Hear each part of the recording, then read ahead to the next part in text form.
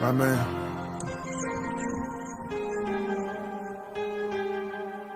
Doing the most. Doing the most. You know I had to remix this bitch. Shout out our boy. If I get caught up in a storm, pray the rain just keep me calm. All my life I dealt with pain, see no evil cause on. Chop along just like a arm, no bitches we fucking on. Doing wrong without them knowing, I'm the GOAT if you ain't know it. And you can't go do what I've been through.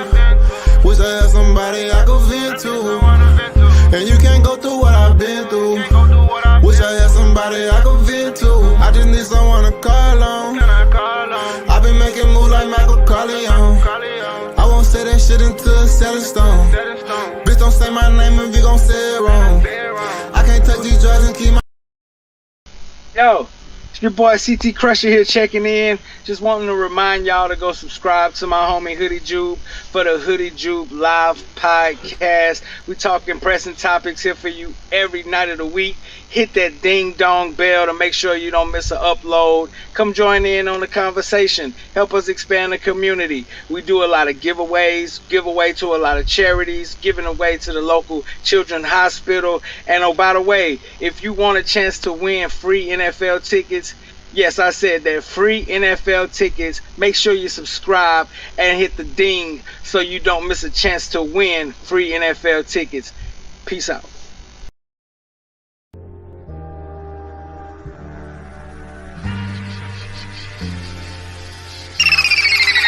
Your time is up, our time is now. Say Hoodie, you can't see us, our time is now. You hear me? Hoodie Jube in the building shining now. You can't see us, our time is not at all. Your time is up, our time is not. Say Hoodie, you can't see us, our time is not. You hear me? Hoodie Jube in the building shining now. That NO, you can't see us, our time is not. Saints going to the Super Bowl, talking black and gold. Cameron Jordan on the field, about to take a QB soul. Ever Camara break a tackle, so you know he bold. Mike Thomas catching everything, so you know he cold. The defense elite, D. Davis coming through the line, boy, take a seat. Lattimore in the backfield, so you know that's me. Them boys with the Florida leaves, yeah, they gon' eat. Yeah, we talking pyromatic, we talking Marcus May. We in the backfield, we gon' make them pay. Them boys hitting hard, they need an X-ray. Yeah. We talking black and gold, we talking black and gold, we talking black and gold, we talking black and gold, we talking black and gold, we talking black and gold, we talking black and gold, straight to the Super Bowl. Your time is up, our time is now. Say Hoodie, you can't see us, our time is now. Woo! Hoodie Jube in the building, we shining now, we shining. You can't see us, our time is now. You hear me? Your time is up, our time is now. Woo! You can't see us, our time is now. Say Hoodie, Hoodie Jube in the building, we shining now.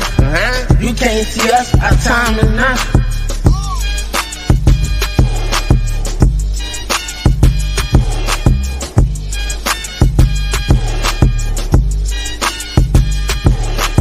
Hoodie Jube! What's good, YouTube? It's your boy Hoodie Jube, and we back with another live podcast. And if y'all don't know, y'all will know. There's no YouTube without your boy Hoodie Jube, y'all. How is everybody doing tonight, man? I'm doing just fine over here, man. Sorry that we're having a little late stream tonight, but we had to have a late stream because I've been moving out of this apartment, man, moving everything into a parent's house right now. So that's why I'm a little late, y'all. So sorry about that. We've just been packing and moving all day, and so I decided to go live tonight, and hopefully to go live again probably Sunday or Monday. But I know Monday we're going to be packing and moving again, trying to get most of this stuff out because we got to be out the apartment by next Thursday. So just wanted to let everybody know that's why we've been going live a little later than normal, because we've just been packing and moving everything right now. But let me give a special shout out to everybody that's in the chat already. And then after that, I'm going to let y'all listen to a few videos, man. One of them from Mr. Dennis Allen on what he had to say. One of them from Cameron Jordan on what his thoughts on the new freaking black helmet, man. I love the helmets, man. And also, we're going to listen to what James Hurst had to say about the competition so far, competing for the left tackle spot. But let me give a shout out to everybody first. We got Ray in the building, man. Who that to you? We got Miss Megan in the building. Who that to you? We got Young City Night Ward. Who that to you? We got Pick It and Flick It. Who that to you? We got B Con in the building. Who that to you? We got Who that Dana. Who that to you? We got Philly. Who that to you? We got Jerry the O freaking G in the building. Who that to you? Who else we got up in here? We got Eric Wallace. Who that to you? We got Brian Pearson. Who that to you? Who else we got up in here? We got Ted. Yes, I remember this time. Ted Covington. Who that to you? We got Timothy, man. Who that to you? Who else we got up in this thing?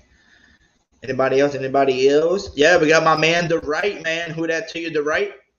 Who that to you? And did I miss anybody else? I think that's everybody so far. By the way, I did put the link in the chat. If y'all want to come on in here and chat it away with your boy, you're more than welcome to. And by the way, I will be playing those quick videos real quick with Dennis Allen, Cameron Jordan, and James Hurst. So get your popcorn, get your drinks, and get it ready, and let's listen to what these people got to say. And like I said, the link is in the chat, and I'm going to pin it to the top for y'all right now. All right, it's pinned to the top for y'all. So anybody wants to come on and talk it up in a minute, because we're about to have that little Saints talk on the new helmets. I want to know what everybody's thought is on the new helmets and stuff like that.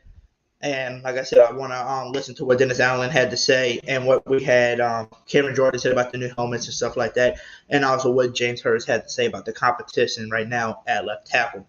So let's get this show on the road, my man. Let's do it. Share on the screen. And put my overlay on for Mr. Dennis Allen over here. And let's get this thing going, y'all. Who that to everybody in the chat, man? Who that to y'all tonight?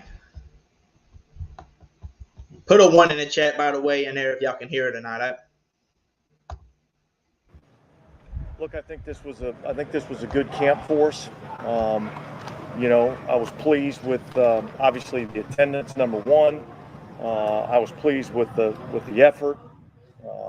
I thought, you know, from our players to our coaching staff to you know, the support staff. I mean, I thought it was a good camp that I think sets the foundation for moving into training camp. And so that's where we now begin to turn our focus and get ready for really the start of the 2022 season. Can you kind of decide today, just heat related? And was that something you decided like yesterday or today, or was that something you knew from the beginning?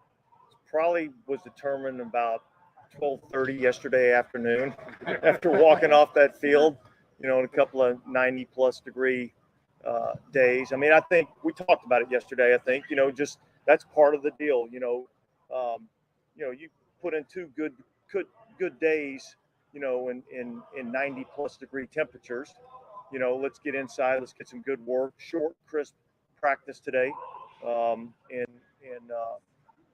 you know, look, typically on the last day of anything, you know, all of us are human, so your attention span begins to wane a little bit. And so, you know, how do we short, crisp, keep their attention, and then now, you know, we kind of get a chance to get away for a little bit and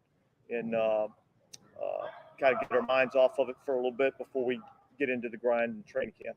Yeah, can you summarize this offseason work for you? I mean, you've done it before, but, you know, comfort level wise and, you know, the tweaks you wanted to make and those kinds of things. Well, look, I mean, you know, I look at it as it's in my mind, it's been a successful offseason, but it's just an offseason. You know, we've got a lot of work that we've got to do between, you know, now and still the beginning of the season. I certainly felt more comfortable in this role, in this environment. You know, with this organization, obviously having so much experience here, you know, look, I feel good about where I'm at. I feel good about where the coaching staff is at. I feel good about where our players are, but yet not satisfied. The defensive line with Marcus Patton hoping, who's really kind of stepped up in the last 3 practices? Well, I think Carl Granderson's had a really good camp. You know, he's a guy that, you know, was here for all of the OTAs and here for the mini camp. I think he's a guy up front that I felt like really took a step forward in this camp, and hopefully we can continue that as we get into training camp in August. And as watching Will Lutz in this last drill, what did you think about where he was? It seemed like the velocity was good. Well, the ball came off his foot really well, and so for really his first kicking session with the whole operation, I was comfortable with where that was. I think he's going to do nothing but get better. I think that's a big step for him, just getting out here with the whole team and having an opportunity to kick with the full operation. How much better do you think you are than where you are in January last season? As a team? As a team. Well, look, I think we've acquired some talent, which I think is certainly going to be beneficial to us. I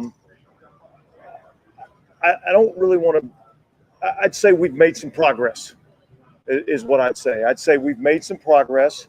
I like the direction that we're headed, but certainly, man, we got a long way to go, and a lot of things that we have to improve on, and so my focus really is, how do we keep getting a little bit better every single day,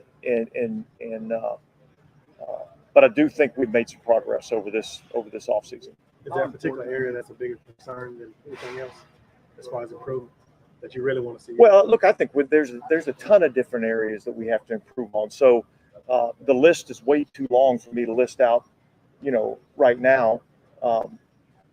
But that's not uncommon for this time of year, and it's kind of like your Christmas wish list. You hopefully, as the days go on, you're able to start crossing some of those things off and feel like you've kind of gotten where you need to be in those areas. And it's for a young player like Bryce Thompson to have an opportunity to be on the practice squad last year and kind of be here and learn, and then be in the program in the off season. How much does that help a player like him? It looks like he looks pretty comfortable out here doing this. Yeah, look, I think anytime you get to grow through experience, it's a benefit to you. So his ability as a young player to kind of be on the practice squad, be in the system for a year, understand not only what we're asking them to do, but how we're asking them to do it, I think is a plus. I think with Bryce, as with a lot of these guys, we're working on consistency.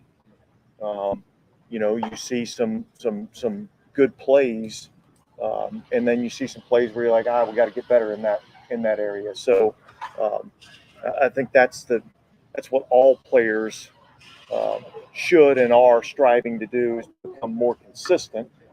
Because I know from a coaching staff standpoint, if I know exactly what I'm getting on every play, it's much easier for me to put you in positions to have success. What's your impressions of Alante Taylor at this point? Really like him. I think he's probably a little further ahead than what I anticipated when he got in here, and excited about seeing what he can do as we keep moving forward. How important will it be for Doug Malone coming in here to develop the young offensive line? Well, look, I wouldn't say that's specific to Doug Marrone. I'd say that's our job as coaches. We're in the talent acquisition, but we're in the development business, and that's all of our jobs, is to develop these young players, and not just the young players, but how do we continue to improve on some of the veteran players. And so, yeah, is it important for Doug? Yeah, it is. It's important for all of us. Yeah, when you say Alante's ahead of where you thought, are you saying, conceptual wise in terms of grasping the defense or physically? Or? Yeah, I think anytime, you're number one, I don't necessarily want to call it concern, but the thing you don't really know when you draft a player is fully what that makeup is.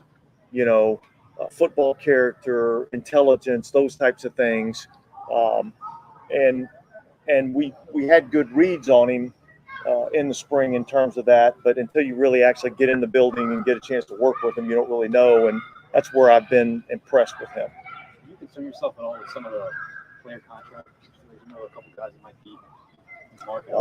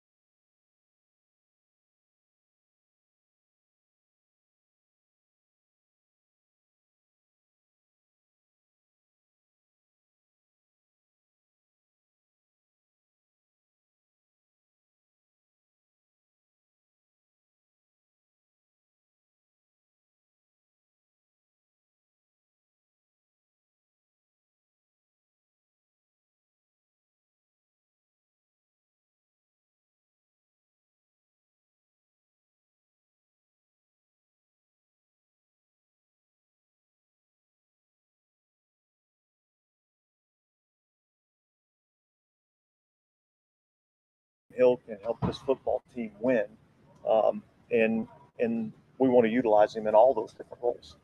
Coach, I'd just like to hear your thoughts on the two most notable additions to your offense with Jube and Chris Olave and the wide receiver room, just how they've looked so far in your opinion, and how much more dynamic you think your passing game will be. Well, I would say that I like both those players. I'd say both of them bring a skill set to the wide receiver room that I think can help us and be better in that area this year. Jarvis obviously being a savvy vet, outstanding route runner. Chris is highly athletic, got really good speed to stretch the field. He's going to have a learning curve just like all rookies do. And I think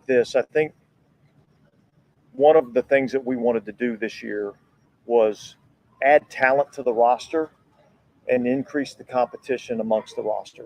And I think we've done that in a lot of different areas. And then the team sent a tweet out about wearing black helmets at some point this season. What kind of brought that about? Was that your idea? I think this is an idea that's kind of been in the making for a little while. And it's kind of a league initiative. I don't get really too in-depth and involved in that.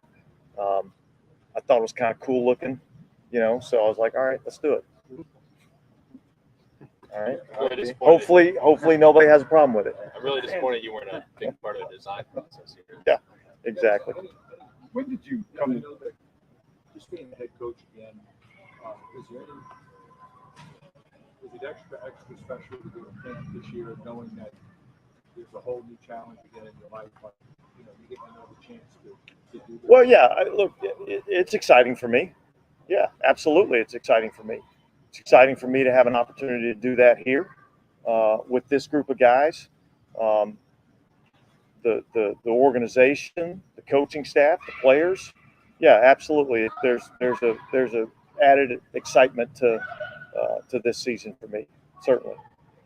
Last one. You mentioned 2 days yesterday, how they got ridiculous. When did you first come to that realization, and where were you? High school. as a coach, though, when obviously players don't like it, diminishing returns. When did you see that? I don't know exactly when that came about. It was probably about the time that they said, hey, we're not going to have 2 days anymore, and we're going to go to the one practice and a walkthrough. Right. And then all of a sudden you experience that, and you're like, well, why hadn't we been doing this all along? Gotcha.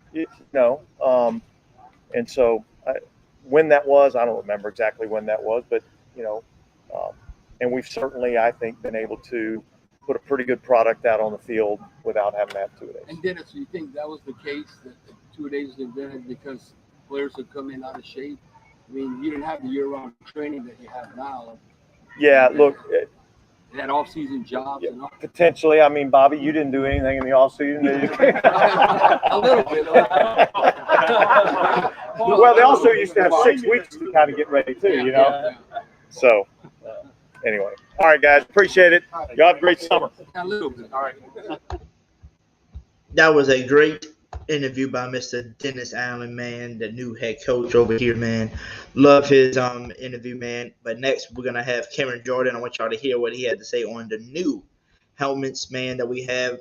And also, mini camps and stuff like that. So let's get Cam Jordan on the way. And sorry about that little issue. I don't know what the heck happened on my side. It kicked me out. But we got this, man. Here's Cameron Jordan, y'all. The helmets? Look, I think the helmets have a time and place for them. I think we've only been allowed 3 or 4 times to wear them, and it's all with the color rush jersey. We can swag it out correctly. It could be a nice little additive. Now, for you've been around here for a while, seen a few changes. Has this offseason been big, significant change for you, or pretty much the same? This is probably as steady as it gets. I mean, we talk about elevating, our defensive coordinator to a head coach position, elevating our, D-line and DB coach into the assistant D coordinator roles. As far as defense is concerned, I'm feeling quite confident. I mean, I hate to say it, but on paper we look good. And I only say I hate to say it because I hate how paper looks.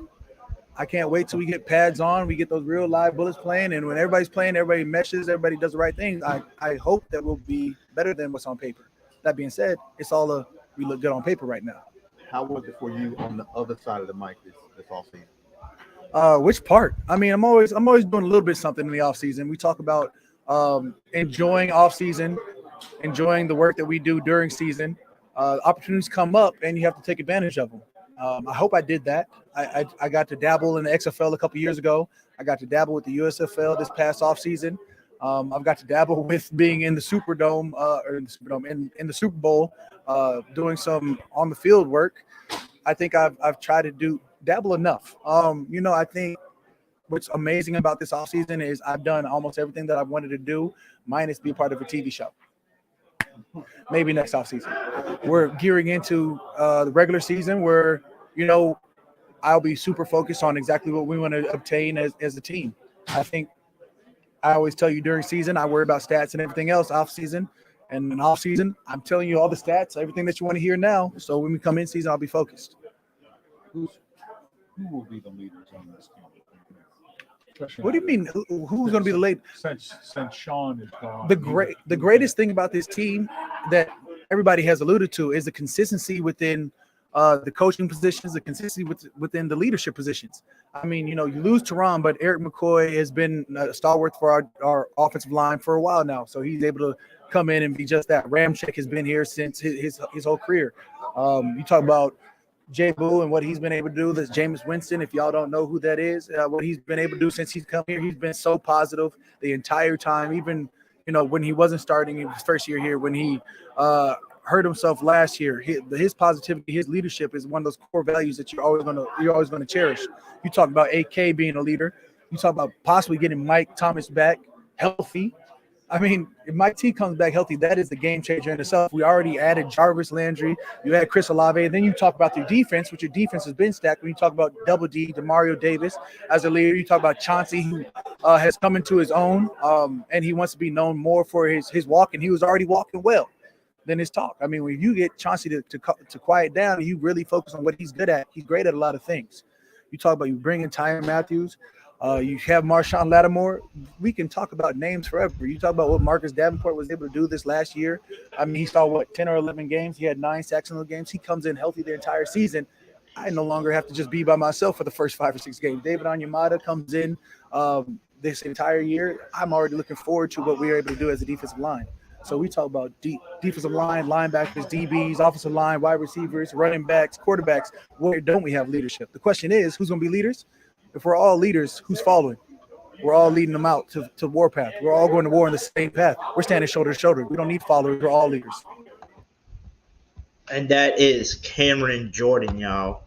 Great interview, man. Love Cameron Jordan, man. Love the energy from him. And last but not least, man, we got one more interview, and that is James Hurst, man. He's talking about the competition for that left tackle position. So let's get that one over here, and then we're going to start off the show with everybody else, man, bringing everybody on and talking to them and getting their reactions on the new helmets and the offseason so far, and just have some Saints talk with everybody, man. So let's listen to James Hurst, and then we're going to get the show underway, baby. James, how much are you looking forward to this break and going into training camp? Yeah, it's going to be nice. It's always a good balance of, you get this time right here, this past 10-week period, and then you come in here as a team, see where you are, see things you need to work on, talk with your coaches, watch film. It's a lot of studying that goes on, and then you got these 5 weeks coming up. It's making sure you're healthy, making sure your mind's in the right spot, so spending time with friends and family, and making sure there's a few things you want to fine-tune before camp starts, so that when you get here, July 26th, I think, something like that, you're ready to roll and ready to ramp up to be in perfect shape and perfect condition with the best technique you can have week 1. How important was Doug Morrell to you guys in kind of the early stages so far? He's been great. He's been awesome. He's been around for a long time, ton of experience all over the place, which is great. Most of the time, that's just going to give you different techniques. I've been playing going into my 9th season, so I've had, I think, 4 different O-line coaches at this point. Each coach has certain things that, they might value a little more, they might coach a little more. And so just having a new guy that's really experienced, He's a great teacher. In the meeting rooms, we're getting into a lot of detail already about, hey, here's something you can think of, here's something you can try. And, different guys need different tips and different ways of thinking of things. So just having another guy in there that's it's a great leader, a great teacher, it's going to be a great relationship. I can tell that already. How big is this opportunity in terms of just being able to compete for a starting job this time around? It's huge. I think it's all you can ask for is to be in the mix, right? With the experiences I've had, a crazy season last year, got to play a good bit in 2020. It's just something you're really looking forward to. It's something, all the hard work you put in, the dedication, the preparation, the sacrifice, all those things that have been going on since I can't remember. You go back before college even. It's just been this long road kind of to this opportunity. So you just make sure you're making the right decisions. You put the first things first. So that's sacrificing something that you want today for something that you want more tomorrow, then that's what you have to do. And so, it's a great opportunity. It's fun. It's incredibly humbling, and I just feel so blessed to even be in this position to be in the NFL and competing for a starting job. So it's a lot of fun. We got a great group. We got a great team. It's going to be a great experience. In that same vein, how does that relationship then kind of go with you and Trevor then, because both of y'all are competing for the same spot? Absolutely, yeah. And that's the nature of this league. You're always going to have people competing. Competition is going to make the team better. I mean, you draft a guy that talented, that wants to work as hard as he does. It's going to bring great things. I know that week one we're going to have the 5 best linemen on the field. We're going to field the best unit that we have, and whoever that is, that's what's going to be best for the team. That's what's most important. So I think having guys out there competing for spots, not just on the offensive line, but across the board on this team, it's going to make us better. And at the end of the day, that's what's most important. How different is it just not having Toronto around in the locker room? It's very different. He's a great presence. He's a great leader, a great player. So many great things about him. And I think his void is going to have to be filled by a number of different people. It's not going to be just one person step in and say, hey, you're taking all of Toronto's responsibilities, whether that's on game day, whether that's day-to-day on the field, whether that's day-to-day in the locker room, or even in the community. There's so many places, so many great things that he did for this team, this city. So we're going to have guys step up. But in the same vein, it's a great opportunity for guys. It opens a spot. Okay, well, guys can step into a leadership role. They can step into places in the community that need help, and it gives them an opportunity to grow. And that's really a good opportunity for a lot of people. And that was Mr. James Hurst, y'all. Great interview as well, man. He knows, man. He's a veteran. Been here for, I think, 9 years, they saying. So, great interviews, man. By the way, y'all, I do have the link pinned to the top. If anybody wants to hop on in, you're more than welcome to. And we're going to get this show underway, man, and start talking about the helmets, man. So, what is y'all thoughts on the helmets? If y'all can't click the link and join in and talk, just put it in the chat and let me know in the chat, y'all. What do y'all think of the new helmets, man? Do y'all like them? Y'all like the new black helmets, man? Me, I think they look sick. Some people said they don't like the stripe down the middle with the fleur-de-lis, but I think it gives it a little bit more of a look to it. It gives it more of a meaning, because of what the fleur-de-lis actually means to New Orleans, man. So I love them, but I think the best looking jersey with that helmet would be the throwback jersey, the gold ones. That they used to wear, where they had the gold jersey and the black pants. I think if you can get a gold jersey with the black pants with that black helmet, that stuff is going to be nice. But we'll see if they're going to maybe introduce or bring the gold back. Because I think, literally, if they bring the gold back, that would make that helmet look even more sicker than it being with the colorless, right? So, what is everybody else to start? I see Miss Who That Dana, she put, I love them. I'm glad you love them, Miss Dana. We got Timothy said, I wish we could use it for the blackout. Yeah, I wish they could use it for all black. That would look nice. Just black it all out. That would be sick, too. But like I said, I think the gold old jersey with the black pants will look really sick, to be honest with you. I think that'll be my favorite outfit. I think that's what will make it shine and, bring the color out and bring the helmet out even more. Big Han said, very much. Gotcha. So you like it very much. I appreciate it. Appreciate your opinion on it. Like I said, everybody likes them so far. Nobody really hates them. Like I said, some people complained about the stripes down the middle, but that's about it. That's all I hear about it. But guess what? We got to bring somebody on. We got one person waiting already in the back, so let's bring that person on over here. And I tell people, this person is the easiest person to introduce on my show. Because why? All I gotta do is click the video and it introduces for me. So let's introduce him.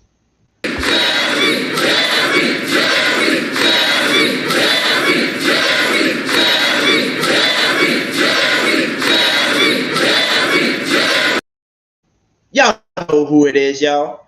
That's Mr. Jerry, the O freaking G, the one who's gonna bring those subscribers to you. Jerry! I'm back! He's not doing the sounds? Okay, he ain't doing the sounds tonight. Okay. Yeah, it's gonna be a little bit different tonight, but I'm back. Well, happy late birthday to you again, because we gave you our early birthday and then we gave you a late birthday. But how was your birthday? Hey, it's my birthday month, so say it whenever. You had a good birthday though? You had a great Oh birthday? yeah, yes sir, I did. My dad was in town because he was on vacation earlier this week, so he came in Sunday after church and hung with me Sunday, Monday, Tuesday, and Wednesday afternoon. So I had myself a ball. Yes, sir. And then I see you put it in the chat. You said, "I love it." Period. You love the helmet. So tell everybody your thoughts, man, on the new helmets when they reviewed Dude, it. I like it. I like the helmets when they broke it out. But I tell you what, it would be nice because I was seeing another picture of a Saints helmet, but it was all white, just kind of like the one you see on my profile pic. That would have been nice for the color rush jerseys that we got. Oh yeah. That would be very nice. All white. Same design, but all white and with the fleur de lis on the side. And if they want to do the fleur de lis like in the middle, I mean that's up to them. But that would have been very nice if they would have did that. But but this black helmet, I do like it. The only time when they wear something like that is when they wear all black. When they wear all black, I'm talking about the jerseys with the gold numbers and the black pants with the gold thing on the side, line on the side. Hey, Yeah. yeah, you already know me, Hoodie, when it comes to coordination. That's style. Definitely. And what do you think? So like me, I think if we brought back, let me share my screen with y'all real quick. Hold on. I think if we brought back one of these jerseys with the black pants, I think it would go perfect, man. I think it would go perfect with what y'all think it is? Gold jersey, black pants, and then the black Oh helmet on hell top. yeah! Oh hell yeah! They need to bring that back. That's because I got one of them when Joe Johnson was playing at number 94. That was way before Cam Jordan. That was way before Charles Grant. Yep. So yeah. I'm gonna try to find another photo because it was that jersey, and then they had this other jersey. Somebody sent me earlier a picture of it because I was trying to I was asking him what his thoughts were on that picture as well. I'll have to find it again from him. Like I said, I can't remember exactly which one he sent me, but when I tell you this thing was probably one of the sickest Photoshop that they did, and they redid the picture and everything. It looks so sick with the black helmet on it. I really like it. So like I said, I think the black helmets that we just got, you add that old gold, jersey with the black numbers and stuff, and then you add the black pants with it. I think that will look definitely fire. Yeah. Way fire than the color rush. I think the color rush kind of goes with it, but it doesn't at the same time. Kind of don't really. Yeah. Match. Yeah, because I mean the gold ones, I mean I don't mind, but that's what they wear. But if you had like I just mentioned, when you have the white helmets, same design, with the fleur de lis on the side, that will go perfect. I'm talking about 100% perfect with the color rush uniforms. That would look great. Yes, sir. Who that to everybody? I see Brian Pearson said, Hoodie, you guys on the round table. So it's you and me, Mr. Jerry. He wants to know, Do you think this defense could be just as good as the year we went to the Super Bowl? I think they better. This defense is even better than what we Look, had. we the top. We might well say we the top 3 defense in the NFL because you saw, like I say, you saw that defense last year. But see now, look at these new guys that you got, bro. I mean, it's gonna be lights out with these new guys we got. I mean, you got Matthew, you got May, you got hopefully and prayerfully. I don't know if it's gonna happen or not, but if they bring back Quan, bruh, dude, you know it's gonna be epic. I know it's definitely gonna be epic, man. And who that to Rob Main, man? He said Hoodie Jube for president, man. That's one of my great fans. And Look, Rob Main's the one that made that rap song if you're too. gonna be president, I guess you might well make me as vice president along with you. And yeah. But I was looking Rob at Philly. I was looking at Philly's comment and said Joe Johnson was nice. Oh yeah, he was real nice. Philly. Yeah, he said Joe Johnson was nice too. I'm looking through my computer and I'm talking to you on my phone. So I'm like, once again, I'm multitasking. I'm trying something a little new, but I'm here. You know, when it comes to technology, you know, I gotta stay locked in. Yes, sir. Who that the Timothy, man? Timothy said it's over with if we bring back Kawan too. Yeah, if we did, man. So we'll see what they do with Kawan. And I seen what Tim Dunn put too. David Johnson and Joe visit over no deal, still a chance for Kawan. Yeah, David Johnson actually posted on Twitter today. I'm gonna post it for y'all on here. That he actually posted today and said that he is him and the Saints. He thanks the Saints for letting him try out, but unfortunately they didn't come up with a terms, on deals and stuff. So I'm gonna share it with y'all real quick just to show y'all. So we are not getting David Johnson. We couldn't come up with a deal for him, but this is his own tweet. By the way, y'all. Sorry, it's loading again because it's so slow. Here we go. It says, unfortunate, we couldn't come to terms, but appreciate the Saints for the opportunity, journey to be continued. It's in God's hands. So, good luck for David Johnson, right? Good luck to him. Hopefully he finds him a home, man.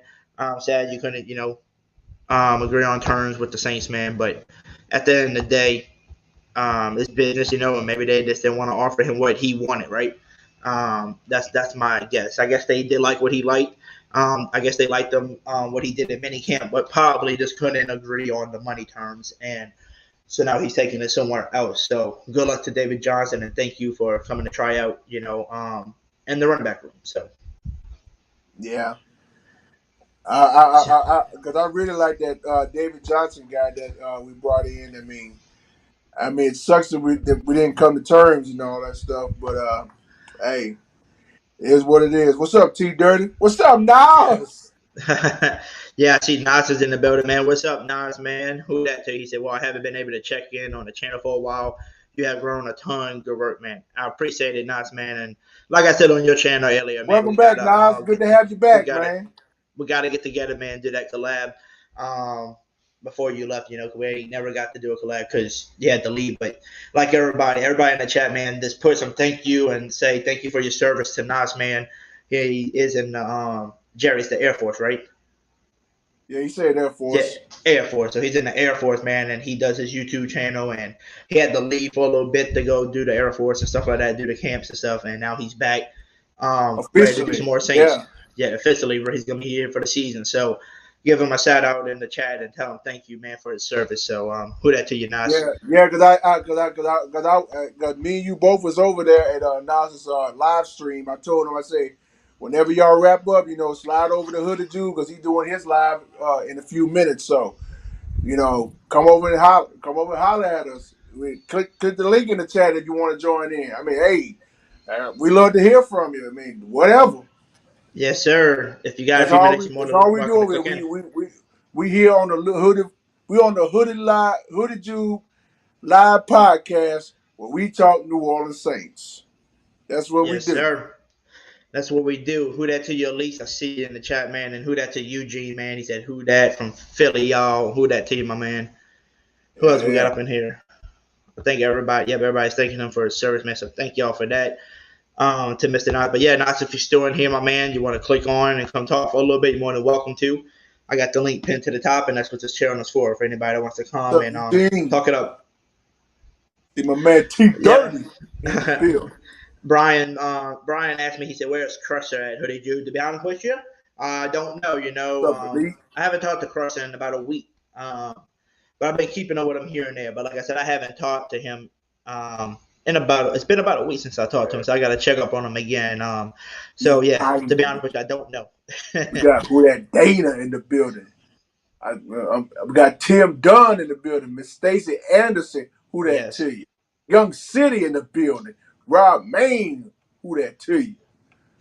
Got Chiefs in the clutch. Who that to you, homie? Yes, sir. We got everybody in here tonight, man. And we got Nas, man. He said, appreciate all you guys. No problem, Nas. And like I said, man, if you got a few minutes, the link is pinned to the top. You want to come and join and talk with me and Jerry, you're more than welcome to, man. Come on. Yeah, because I would love to hear from you too, Nas. I mean, I love to hear from you, bruh. Yes, sir. And he also said, how do y'all feel about those new helmets, man? We just talked about it right before you came, but we think they fire, man. We love the helmets. We love Nas, I don't know about you. I think it'll look really great with the old gold jersey and the black pants. I think it'll look fire. Bruh. That's going to be fire right there. It definitely will. Definitely going to be fire, man. You just took the words right out of my mouth, Hoodie. Yes, sir. Fire. Also, we got Apollo, man. So let's bring Mr. Apollo on, man. How you doing, Apollo? I'm doing good. You're doing What's good? up, Jerry? What's up, Apollo? So Apollo, what's your thoughts on the helmets, man? The new helmets. I like them. You like them? What do you think? Yeah. What do you think the helmets will look the best for? Like what jerseys you think? I mean, like me, I told him I think the old gold jerseys and the black pants, will look pretty fire. And I'll share the screen again to show y'all again, just in case y'all wasn't. Yeah, do that, T Dirty. Wholly makes no sense whatsoever. See these with the black helmets? I think that would look pretty fire. Early weekend. Sorry, I didn't realize my TV was on. That's all right. Good. You're good, my man. So what you think about this? About these jerseys with basically these uniforms, gold and black pants, and then you'll have the black helmets. That'll look good. I was thinking like blackout. Yeah. Yeah, some people said the blackouts too. I heard that. Some people were saying that. I think that'll look good. Yeah, the blackout look real good, man. It look intimidating too. Especially if they had some like yeah. I'm blanking on what it's called, but in the helmets where they have like the visors. And if they had like black visors on. Yeah. Oh, bruh. That would look real good. The black visor or gold, shoot, any of them would look good. Yeah. And like, Apollo, I was explaining to Hoodie, we was talking about that. Now we already know we got the color rush uniforms and everything, but I was looking at another picture, and I'm sure you and Hoodie probably did the same thing. But it was another Saints helmet. It was all white, kind of like the same design, like you see on the profile picture where I am. But it's all white, and it got the fleur-de-lis on the side, and whatever design they're gonna put, like in the middle, whatever. Now that right there, that would look real good with a color rush uniform. What you think? Yeah. I think it'll look fire. Like I said, I think anything looks good. I mean, I think the color rush don't. I think the color rush just don't really match. With just the pictures that they took. I don't think that really looks as good. But like I said, I think all black will look good. I think the gold on the black will look pretty fire. Hey, Hoodie. I just don't know about the white. I don't think the white on white with black helmet looks decent. And yeah, what's up, Apollo? You know who didn't like the helmet? Who? Matt Moscona. Oh yeah, I watched it. I watched the show and I heard that. Yo, Kenny, what's up, man? Kenny, something, man. Who that to you, Kenny? Yeah. I heard Matt Moscana's feedback on the helmet. He said he didn't like it, but I put in the comment section, I love it whether you like it or not. I love it. Definitely. You just He gotta said go with the flow. He don't like. He said he don't like the Florida leaves, and the stripes down the middle. That's the only part he don't like. He said he wished it was just, just the stripes, like white and 2 golds on each side, or the gold in the middle with 2 whites on it, or something like that. And it was I just think simple. it looks clean. I think it looks clean with the Florida leaves too, but like maybe he don't like. Yep. Maybe he likes the old style, the older versions of it. So I mean, I love it. I can't wait to see what game they use it for. Maybe the Bucks, because we beat the Bucks all the time, so maybe they'll use it for we can have a winning record with the helmets on. So probably the Bucks or the Bengals game might be a good one to use it for. So we'll see what the when they the might use Saints it for use multiple games if it gets good feedback. They might. Yeah. They Now- might if they get good feedback. Yeah, you're right. Now Hoodie, and Yes, sir. Apollo. I mean, here's the kicker. I mean, this just came up in my mind. But think about this. Of course, we already got the gold helmets. I mean, that'll never change. But what would happen if you bring back those gold jerseys and add some gold pants with the black line on the side? What you guys think about that? I think it would look great. What you think?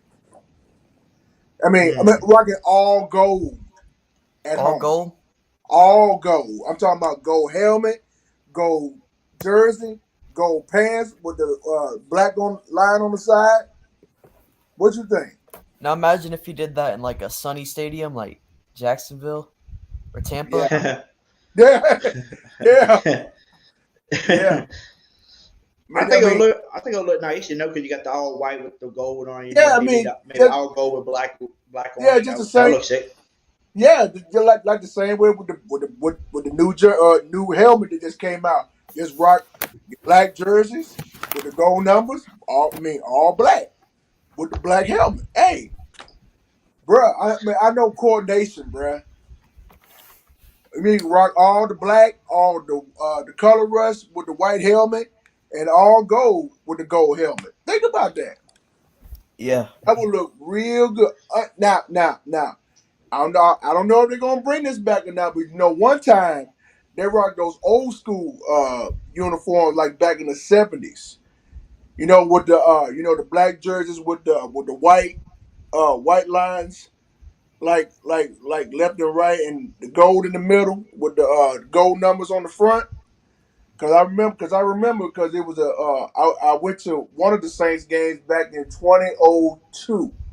It was a Sunday night game against Tampa Bay, and the Saints rocked those old school helmets. Those old school uniforms, because I was there, seeing it live. I mean, they rocked it a couple of times, but I don't know if they done it since. I think it's been okay. I think remember what Matt Moscana was saying was they wore that black helmet like one time in a preseason game and had never did it again because they got it got banned from being able to be used and stuff like that. So yeah. So this is the first time ever using black helmets since the preseason game of what 1969, I think it was. Helmet? For the white helmet, something like this. Yep. Something like that. That's the one. I think that would look nice too, huh? That's the one. That's the one I was talking about, Hoodie. That's the one with the color rush units. Yep. That's the one. I'm not gonna lie, that looks pretty sick though. It's gonna be cool seeing AK with the black helmet because he likes his visor too. Oh yeah. Yeah. You look intimidating. I think Tyrann Mathieu is gonna have the visor. He's been having the visors lately at practice and stuff. Yeah, the visor. Something about the visors, like when you're lining up, it just intimidates. Hey, Kenny especially Sutton. with the defender. What's up, Kenny Sutton? Just to show you the screen, my man.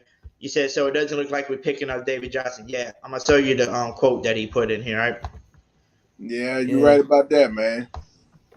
I really wanted him to play for us, but I understand the situation. Yep. This is the quote that he posted. So, He put unfortunate we couldn't come to terms, but appreciate the Saints for the opportunity. Go Journey back. to be continued. So we'll definitely see how that goes with him, man. Good luck to David Johnson out there, man. Like I said, good luck. I think the Saints like what he can do in the backfield, but I just don't think they wanted to offer him the type of money that he probably wanted. So it sounds like it's going to be the Mark Ingram and Abram Smith show. That's what it sounds like. Unless we bring in somebody else randomly. Somebody else comes in. But we'll see. I can believe in Abram Smith just by how much faith the Saints have put in him. Oh, yeah, so far. And I like who that Dana's comment on here. But I'm looking, like I said, I'm looking to do it the comment section on my my computer in my room, and it says, she says with the gold visor. I said, I said, oh shit, I like that. I mean, with put the gold gold visor, with the white helmet, or the black helmet would look nice with yeah, rock them. That would look nice. I'm up for it. Hey, I'm there. I'm with y'all too, man. Eugene said Abram Smith's season. Maybe so. Maybe it's his season to turn it up, man, in his first year, rookie season, man. Yeah. But now, I do need to tell everybody on the panel, which is my man Apollo and Jerry, and everybody in the chat, man, I need y'all to listen to me, though. Don't put too much hope into Chris Olave and Abram Smith, and don't put all that hope into them, because every year we put so much hope on the new people that we get, the rookies, and we think they're going to be that person, and then when they don't perform to the level that we thought they was, we all get mad and saying they trash and we need to get rid of them. So I think we need to lower. Don't you think we should lower the expectation for them a little bit? I don't think Chris needs to have like a 1,000-yard season and blow up the NFL. If he can get a cool 700, 800 yards in his rookie season, that's a success to me. Yeah, that's a success. I mean, we're in a position on offense where we don't need one guy to go off for 1,000 yards each season. We can have several 800, 900 yard guys and be successful on offense. Definitely. Mm-hmm. Kenny said I did want a vet though. Yeah, I think we all wanted a vet though, but like we said, we just gotta wait to see after preseason when they gotta have everybody cut to the 53-man roster. We gotta see what we have and is it enough to make it through the season, man, and is it good enough to make it maybe at least 4 to 6 games, if Kamara gets suspended, right? So we just got to see. We're going to see what the Saints did. But, I mean, you got to say what we did so far this offseason is pretty impressive, what they did so far. And who that to your hand? I see you in the chat. Who that to Miss Hannah in the chat, y'all. I want to wear her lovely-dovey Coach Rudy at. I ain't seen him in a while. Hey, Jerry, remember the love show? Y'all watch Game 6 last night? Yeah, I watched it, man. The Warriors were champions once again. Hannah. Hey, at least the Celtics didn't get their, what is it, like a 12th or 13th championship? Yeah. What the difference about that? I mean, I watched Game 6 on Thursday night. I mean, you got to admit, because the Celtics they're young. I mean, you got them young brothers, but when you look at the Golden State Warriors, they got depth. They've been there before. I mean, with Curry and with Green and with the new additions they got, with Poole and Gary II. I mean, bruh, they got depth. Everyone gets playing time. Yeah, everybody got playing time. I see Tim Dunn in the chat, man. Who that to you? He said we're obviously running back hunting. Think we should trade for one or wait for cuts or just stay put? I say we stay put for right now. See what see who gets cut, and if the people don't get cut that we thinking about maybe trading for, then maybe trade for a guy. Exactly. Maybe trade for a guy like Josh Jacobs from the Raiders or a dude like Saquon Barkley from the Giants. To trade for like a nice name running back that can be a good duo with Kamara once he does come back, and that person can hold it down as well, man. Who that to you, John? John Gill Jr. in the chat said Celtics have 17 chips. Yeah, you're right. Hey, they have a lot of chips, all right. They Yeah, I do. lost track. Hey, Yes, they do. They used to be that team back in the day to beat. It was them and Lakers, right? Am I Mhm. tripping? Wasn't this them and the Lakers? Back in the 60s, they won every Yeah. single championship Yeah, except for one. with a young Bill Russell. Yeah, with Bill Russell. Well, because Bill Russell and Wilt Chamberlain were like the only two athletic dudes in the NBA. Oh, that was another thing. That's another thing I had to let me see if I can find it. Yeah, I want to see if somebody Level else of posted it. competition back then was zero. Let's see. I'm gonna find the video for y'all. Just give me a few minutes to find it. It was a video of our boy Michael Thomas, man, rehabbing. You know, Yeah. and he was jumping up and down on his hurt ankle. You know, doing the hold Yeah, on, I let's see if saw can that find it. earlier. Yep, here we go. I found the video. Alright, so we're gonna have it full screen. Yeah, okay, cool. Give me 1 second. I show my screen now with y'all. And here is the video of Michael Thomas, y'all, working out. Yeah. Also, shouts out to the B&G Breakdown Podcast. He uploaded it and I checked it out. So shouts out to Aaron. Yes, sir. And that's him working, doing those jump boxes, man, on his hurt ankle. So it's got to be getting stronger if he's able to put all that weight on it like that. Mm-hmm. So I'm happy for him. Happy for him, Can't man. guard Happy. Mike. Me too. Can't I guard know a Mike. lot.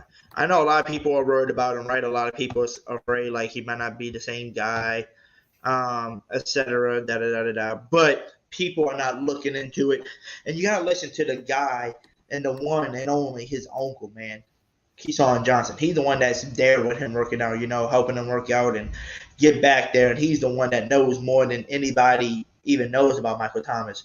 He knows more than what the Saints know because he's there with him every day. And he literally said it, blank, blank, I'm always with him. He's going to be just fine. So to hear that from his uncle, man, it's a great thing to hear. So also, who that to everybody in the chat, man. If y'all haven't already commented down below, let us know what is y'all total thoughts, man, on these new helmets, man. I really need to know what is y'all thoughts on them. Do y'all like them? Do y'all love them? Do y'all think they're okay? Y'all think they trash? Because I mean, Matt Moscona already told y'all he don't really like them. He said he likes the black. You know, he likes the all black. He just don't like the stripes with the Florida Leagues. He was just normal colors, stripes. And by the way, we do need to bring on the next person waiting to come on. I'm about to bring that person on. And you know, it's a very special guest to always have this man on the show with us because why? He is a famous singer out there, man. And that is my brother, T.I.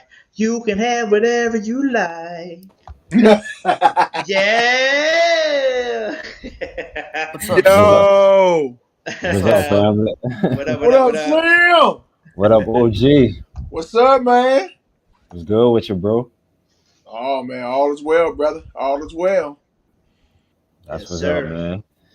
Slim South, what's What's your up, thoughts, Apollo? man? What's up, people in the chat? How y'all doing?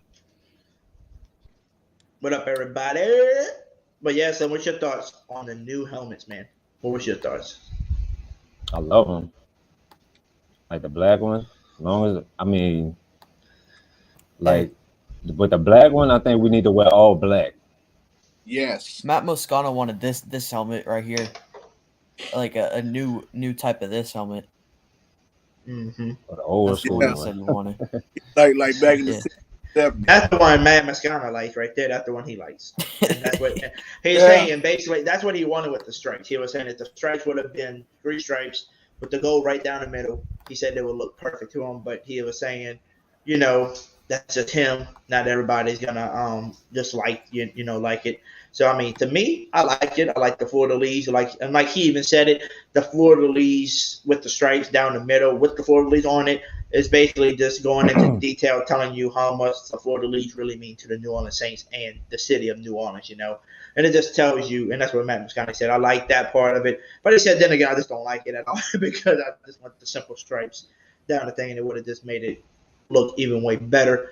But at the end of the day, I still love them because it's finally something new, right? It's finally something new we get to see instead of seeing the same old gold helmets. So I'm happy to see it, man. I like John said it's a done deal. Those black helmets will be against the Rams. Oh, it's gonna be against the Rams. Okay. Hey, I'll be at that game, so I'd be happy to see that. What's up, Queen? Who that, Dana? What's MT Dirty? Feel it. Be kind. What's good with y'all? Who that, See everybody in the chat. Yeah. Yeah. We got everybody. Everybody's in the chat. How many bodies? Everybody. Yeah. We got everybody. You got everybody tonight, huh, Jerry? Yeah, man. But everybody Had to that's come in the on, chat, OG, man. It's the weekend, so everybody got to come in. Yes, sir. And everybody, y'all better make sure y'all spam that like button as y'all coming in or as y'all going out. Make sure y'all spam that like button for me if y'all haven't already. And also hit the subscribe button if you are new and turn on your notifications so you don't miss out on any of these great podcasts that we'll be doing on here. And also for the great giveaways as well. And by the way, Derek L. and Mr. Tramel Kellett, man, congratulations on y'all jerseys. Giveaway for winning that. And just to let y'all know, I did talk to the person I'm buying them from, and they pre-ordered the size, and once they come in, they're gonna work on them jerseys and get them started. So once that gets into where I can pay them and get them shipped to me, I'll let y'all know, and we're gonna get them shipped out, and I'll let y'all know for sure. Who that to you, Mr. Joseph? I see you in the chat as well, man. So everybody, man. So this is some Saints talk. We talked about the helmets basically all night. We got to listen to some of the interviews, But now I just want to kind of talk about, man.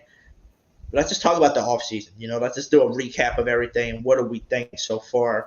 And what can we bring in, right? What can we bring in to help us out? Like, we know David Johnson tried out. It didn't work out for us. So Heard that. because he didn't want to, he said they couldn't come to terms on a contract, so he's going to, take it somewhere else. But he appreciates us for the opportunity. So maybe the Saints are still looking for a running back. Maybe they're not. We'll see if they trade for somebody. But so far with the moves, man, going to drafting Chris Olave and Trevor Penning, man, this year to help out Jameis Winston, to bring in a guy like Tyrone Matthews and Marcus May on the defensive side, and then also bringing in Jarvis Landry on the offensive side is definitely great news. So, Mr. Slim South, what is your thoughts, man, on the whole offseason so far? If you had to pick, maybe one or two moves, what was your favorite, All right. First of all, I want to say what's up, Young City. Glad to see you. What's up, Elite? I'm gonna be honest with you. The Honey Badger signing.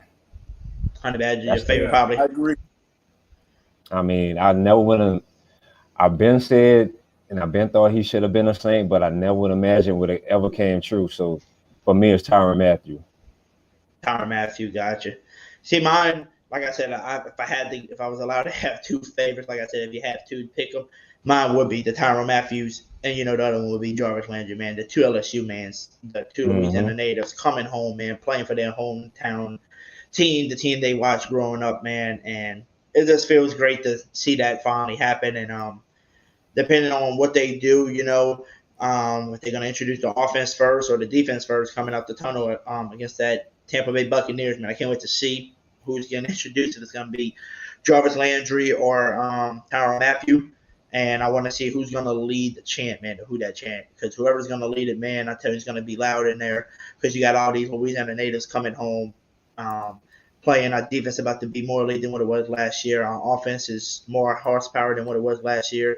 Like, dude, it's just like, I know everybody's probably going to be buying out tickets this year to see how the Saint team's going to work without Sean Payton. Because, I mean, they did have people that I see on Facebook and, all these other platforms where, I'm selling my season tickets, nobody wants them, man. We don't have Sean Payton anymore, so I'm just not worried about going to the games anymore. I'm thinking, like, those people are kind of weird to do that. But I'll be hitting them up. How much you selling your season tickets for? Where they at? I do my tickets giveaway on my channel. How much? So I've been hitting up people to find, some good prices on season tickets. So anybody in the chat, anybody that's watching, if y'all know about season tickets, if y'all have any, and y'all looking to get rid of them, let me know what section, and let me know how much you're trying to get rid of them, because me and my friends trying to get them to where we'll have the season tickets already for the channel giveaways, and I don't have to buy them game by game. I don't have to pay the extra fees and taxes and all kind of stuff. I'll just buy them straight from the person, for that final price. So Ian Book 101. Ian Book 101, yeah, That's our future quarterback in about 15 years when Jameis leaves. We'll see though. Yeah. We'll see. We'll definitely see, man. If Jameis can have a 101, Ian Book can have a 101. Kenny Sutton said, ready to see what Davenport is going to do this year. I'm ready to see what he's going to do, man. Prayers up to him, man, having to get some of his pinky, man, cut off, man. That sucks. Right. That sucks, man, for him. But hopefully that doesn't affect his game, which I doubt it, I doubt that affects his game because of a pinky. But hopefully this man is fully healthy for the whole season. That would be great, to see the man fully healthy for the whole season. And like Cameron Jordan said in his interview earlier that we listened to, he said, hopefully he's back healthy. He said he's seen a glimpse of Davenport last year where he actually got to play about 10 to 11 games last year. And he got 9 sacks in those 11 games he played. And he said if he can come back healthy and be ready to go for the regular season and play all throughout the season without getting hurt, he said that'll be 5 or 6 more games. Cameron Jordan don't have to be by himself, he said. So, I can't believe he said it out loud, I don't have to play by myself. So, hopefully, Davenport's healthy. So far, they're saying in mini camps, which I'm not surprised. Carl Granderson looking good, in mini camps. Because he seems like every year Carl Granderson keeps getting better and better, getting a little bit more play time. Another big key player that's coming back this year healthy, and I can't wait to see him back on the field, is Compassionate, man. People forgot about him. The 6'7", defensive end, man, with them big long. He's very linky, got the damn length on him, but he's fast too for his size. So I can't wait to see what he brings to the table again, man. Because like I said, when he was in the games, he was making noise. Peyton Turner, who got hurt earlier, but when he was in the game, he was making an impact as well. Hoping that he's not the next Davenport where you got to keep getting hurt every single year. Hopefully he'll just stay healthy after the season. Hopefully we'll see what he's got to bring to the table. Contavious Street, ready to see what that man does. If you plan on breaking anybody else's ribs, please break Tom Brady's. Not Jameis Winston in practice or anything. Just break Tom Brady's and retire him a little early if you want to. I'm fine with that. Sorry, Buck Crazy if you're in the chat. So Buck Crazy if you're in the chat, my bad, my man. Man, screw Tom Brady. We That's too right.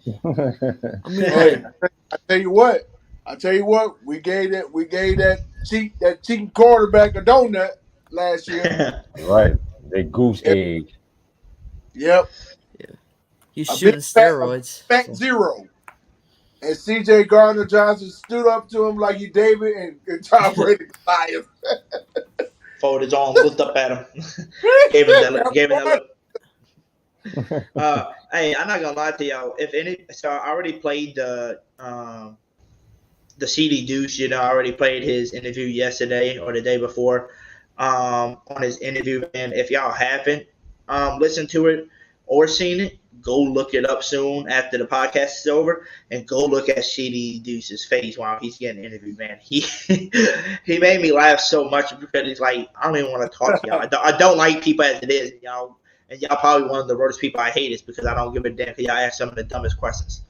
You don't ask anything about, me being the top nickel or whatever. You ask, what can you do to improve, to be this and that, he'll get going off on him. And it's, like he said in the thing, he was like, he said, you called me, you told me I'm a menace. That's what I am. So CD Deuce is still super underrated. Yeah. I love his energy, man. I think that's what the Saints are gonna have to pay him for, man. His game alone is great, and then he brings that energy, and the energy is what makes him one of the best nickel corners in the game. That's what makes him that good of a nickel corner, because of his play style and his energy. It's just like, oh my Lord, dude. Like I said, I hope they give him his damn contract soon. They need to get it done. Get it done before it's too late. I tell you what. Man, CJ Gardner Johnson made them reporters. Boy, I tell you, but dude, that was funny. Y'all, please go watch it because it was funny. it was funny. He made them reporters look like ass out there. Mr. Joseph, I said Mr. Joseph in the chat. He said the Honey Badger and Jarvis, man, will be the biggest impacts on this team. I think so. And guess who else is gonna make a big impact that nobody's gonna realize? That's Jameis, man. He's gonna make a big impact this year, and he's playing with a chip on his shoulder, probably ready to set up all these stupid media people and these haters who are saying he can't be that guy. And he finally got the weapons around him, dude. So there's no excuses, man. Let me say this: Jameis is gonna shut all these haters up. Always talking about, oh, Jameis ain't this, oh, Jameis ain't that. I said Jameis gonna shut y'all up. When he have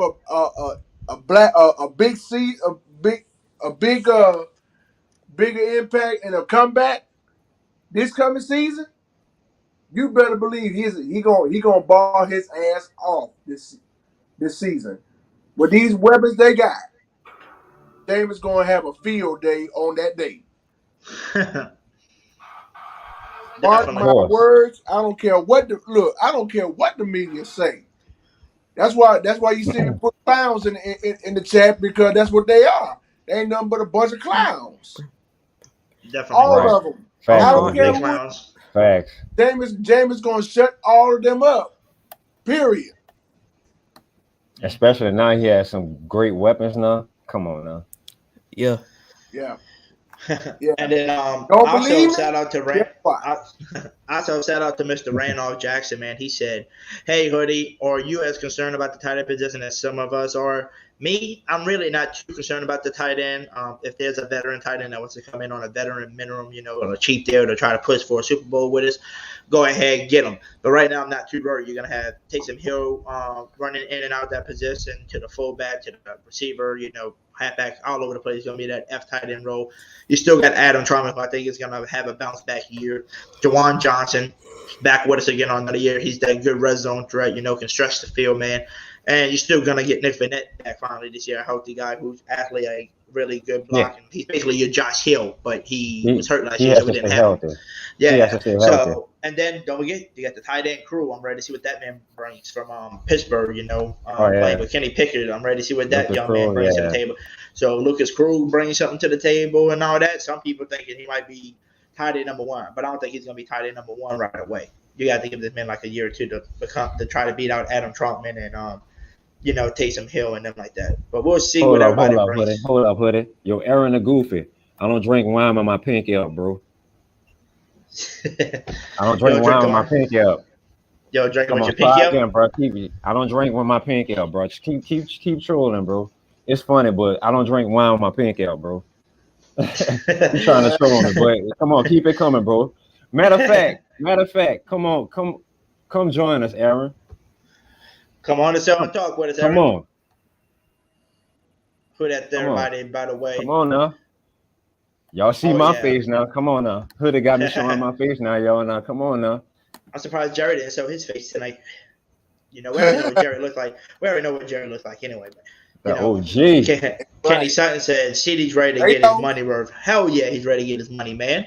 Ice Cream Man 504, what's up, people? Ice Cream. Hey, make sure y'all go subscribe to Ice Cream Man 504 if y'all haven't already, man. His channel's growing over there as well. Go show him some love as well. Tap that link, 504. You want to come and drop some knowledge Aaron, are you going to come join us, Aaron? Come on, bro. Come on. Come on. You can show him. It's funny, bro, but come on, bro. Let's go. Hey, Kenny, it's okay. Hey, Kenny, it's okay. It's okay, Kenny. What up, Kenny?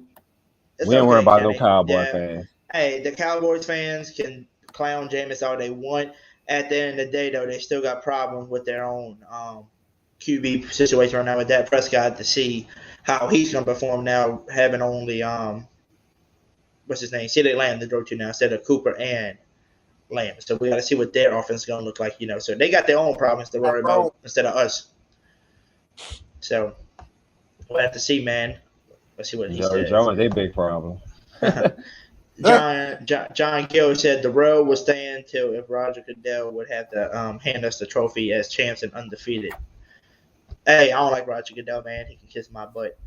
I can't stand that dude. The script wouldn't allow for that. I don't think nobody can stand up. I can't stand that dude. The script Show wouldn't allow us, for that. show us the waves. I'll show you my waves, man. Let me show you my waves. That's why. The waves. Woo! Come on, Aaron. I'm not worried about Aaron. That's my waves. Yeah. Look, and I said it, and Hoodie, I said this before. I said that's why there will never be an NFL draft in New Orleans because everybody knows they hate Goodell. Hey, Jerry. Yeah. You might have to put your camera on, man. We got somebody coming on with his camera on. You might want to talk to him. It's one of your favorite people. And I'm going to give you a hint. Hold on. I'll give you a hint, and you can easily answer who it is. All you're going to hear is beep, beep, beep, beep. T-Dirty. And you might hear some whipping, and you might hear him run into a damn counter. You know, he might run into all the stuff over there, but it's okay, though. There he is, T-Dirty. Whoa! What's down? What's down? What up, man? What's up with it, Jerry? What up, Pimp? What up, Slim? What happened, Pimp? What up, Hoodie? What up, everybody in the chat, man? What's happening? What up, Ice Cream Man 504? What's up with it, man? How y'all doing today, man? What up, Clutch? I see you, bro. What up, Clutch? Happy Father's Day to everybody in the chat, and everybody in the building. You feel me? Yes, sir. Father's Day weekend coming up, man. Sunday. So shout out to all the Y'all hear fathers out there. Beep, beep, beep. You're gonna hear that. I know exactly who it is. I ain't backing up yet, Jerry. Hey, I was checking out the black helmet. I was checking out the black helmet, like everything black out. We coming that bitch looking like Darth Vader. That's what I think. That's what I think. I am your father. Yes, that's what I think. This is your defense. We are your father. I am the father. We own. Yeah, man. That would be sick. But yeah, it was all black uniform. That would be sick. Oh yeah. It was also good to see Michael Thomas on that leg, man. Oh yeah. Facts. And I saw that. I was like, he was hopping on the leg that was hurt. So that's a little progress right go, there. Hoodie. I was good to see that. It is. It definitely is, man. And I think Slim, you wasn't in here earlier, and T-Dirty might have been in here to see it, but I'm gonna show y'all real quick. I think those black helmets that we just got would go good with these uniforms right here. The throwback jersey. Oh, that's the old school. Gold. You know what? I had an old school gold jersey. I had the Reggie Bushman. But I spilled some goddamn chicken grease on it, and that was it for that jersey. hey, I still got mine when Joe Johnson was playing. That was before Charles Grant and Cam Jordan. I had a Joe Home. Man. I still got it up in closet. I was pissed off. I love that jersey. We played the Super Bowl. I had all my jerseys lined up along the couch, and I watch games by myself. I can't watch the games with nobody because they'll mess up I got a little mojo the way I watch games. Like I had my hats lined up on the back of the couch, all my Bush jerseys, my Breeze jersey for the Super Bowl. Like, and if a bad play happened, I gotta turn the hat this way to kind of. Hey, I watch the game crazy, dog. You can't watch the game with me because I'm that type of Saints fan. Dog, cause T-Dirty, you'll have that helmet out, bruh. Hell yeah, I have both of the helmets out. Yeah, I have both of the helmets out. I had a speed helmet and I had the helmets from 2000 out. So I now got to buy a black helmet. God damn. This jersey right here. I definitely want the black helmets too. I'm gonna buy me one for sure. Hold on. That would work with that gold jersey though. That black helmet. That would work. Yeah. I think it would. Think about it. With the I think it was the color rush they called it. The color rush gold. Hold on 1 second, guys. Hold on. See if I think when I get the black helmet, I'm gonna ride around the car. I'm gonna ride around the town in that bitch. In my car. There it is. Y'all see that? Okay. Yes, Jerry, go ahead and suit up. Go on, suit up. Or G, Matter of you got a fact, helmet? Or G, you got a helmet with that? I ain't got a helmet, but I got the jersey. You say, Jerry say you don't need no helmet. They got extra ones. Hey, you can get Kevin White helmet. He ain't gonna use it. Man, fuck, fuck Kevin White, bro. He ain't gonna need it, dog. No, Hey, he ain't gonna need it. get Cesar Ruiz jersey too. Let them Get a helmet. bench. They don't need no jersey. Get a Oh helmet. man. Hold on, hold on. What y'all doing this weekend, man? For Father's Day, what y'all got going though, man? I'll be working, like always. Yeah. My parents going out on a cruise. Check that out. Okay. Oh, so you Hey, have I'm about to get pass rush. Jerry about to pass rush. Jerry about to pass rush somebody. No, he Jerry, just need show that us your helmet now. swim move. He just need that helmet. That oh yeah, that would work. Yeah, it would. Show us some of Jersey your with the pass black. rush moves, Jerry. Yep, gold shirt. Gold jersey, black pants. Yeah, that would work. Some That some would You work. need like That three. would work. gold Put cleats. that You need black like helmet. This right here. yeah. You need That like would two work. Cuban links on that. 2 Cuban links on that jersey. Oh yeah. Hell See yeah. that? Yeah, man. With the hoodie Jube, across. I think that look even Oh doper. snap. Uh-oh. That's what we gotta do. We gotta hood it up with a gold jersey. It say hoodie Jube on the back. Hey, Oh, I'm you gotta thinking say about getting my own hoodie. hoodie I'm gonna get my own hoodie. I'm Jube. gonna get my own hoodie Jube helmet. What y'all think? I still like that intro. That's why every time I come in the Yeah. chat, I type it like that because I always hear Yeah. I hear it like that. Hoodie Jube. So when I hop in there, I'm gonna put hoodie Jube. That's how I put it in Jube. there. Hey, I'm telling y'all, I'm gonna get me a helmet, like a black or gold helmet that's already made with no stickers on it, and then I'm gonna get my own hoodie Jube stickers, and same stickers, and design my own helmet and have it a hoodie That'd Jube be helmet. I think tight. that'll look nice. Have it for my show, Yeah, so that'd I'm be thinking tight. about getting one. That would be nice. Hey, but fellas, I gotta give credit where credit is due because without this guy, Hoodie Jube would not be where he be today. And that we gotta give a special shout out to Mr. David Hardy Jr., better known as Mr. Dynamite. Yes, We sir. gotta give it to him because he came on the Hoodie Jube podcast not last year, and because I remember him from Fight Night Round 2 on the game system when he do his announcing of the fighters and stuff like that. That's the one that you hear give Hoodie Jube Yeah. his intro. Hey, this is the old one right here. The old intro. I'll play it for y'all real quick because you hear his voice the whole time. Hey, fellas, Ladies and let me get gentlemen, back to work, and boys and girls, children of all ages, get ready for an entertainment explosion. Get ready for an avalanche of awesomeness. Get ready to go live with your boy. Here he is, Hoodie Jube. And make sure you hit the subscribe button for your chance to win tickets to a live New Orleans Saints football game. Yeah. Yo, Hoodie, Yes, sir. number 3. Was that Bobby Abel or Will Lutz? Will Lutz. That was Will Lutz jersey. What's up, big dog? Okay. That's the I got one. that from Hey, Elites. that's I the got that one. from Elites. I got that from Elites. Elite Goods gave it to me for a gift. Oh, all right. That's what's up. I was like, number Yes, sir. 3, all right. Yeah, that was That's Will where we Lutz, getting the huh? jersey.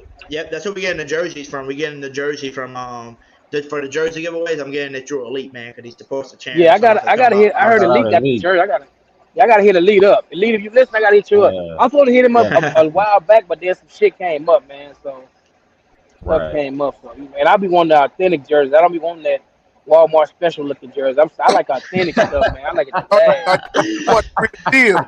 I like it to last, man. Hey, if I can, I sneak in the locker room and snatch me a few jerseys and run out, man. I want them that real. Who that to you, Ryan? Who that to you? Who that Ryan? Who that, Ryan? I want them that real, dog. gotta get back to work, but I'm still listening. Jerry, you do all that hollering, you grab another He was the jersey, real that's coming deal. out your check. I'm taking 5,000 out your check. I'll take 10,000 out your check. I'm taking 5. You go get that gold jersey. I'm taking $10,000 out your check, Jerry. Hoodie, you call him T.I. You can No, have you whatever get you that like. You gold say jersey. nothing, I'm taking 30 out your check. And Slim, if you keep riding that troll, Slim, you keep riding that troll like that, I'm taking 50 out your check. Man, my boy. T Dirty, man. My dude, bro. T Dirty, that's my dude, bro. Yeah, man. Great dude, Can't man. deny that, bro.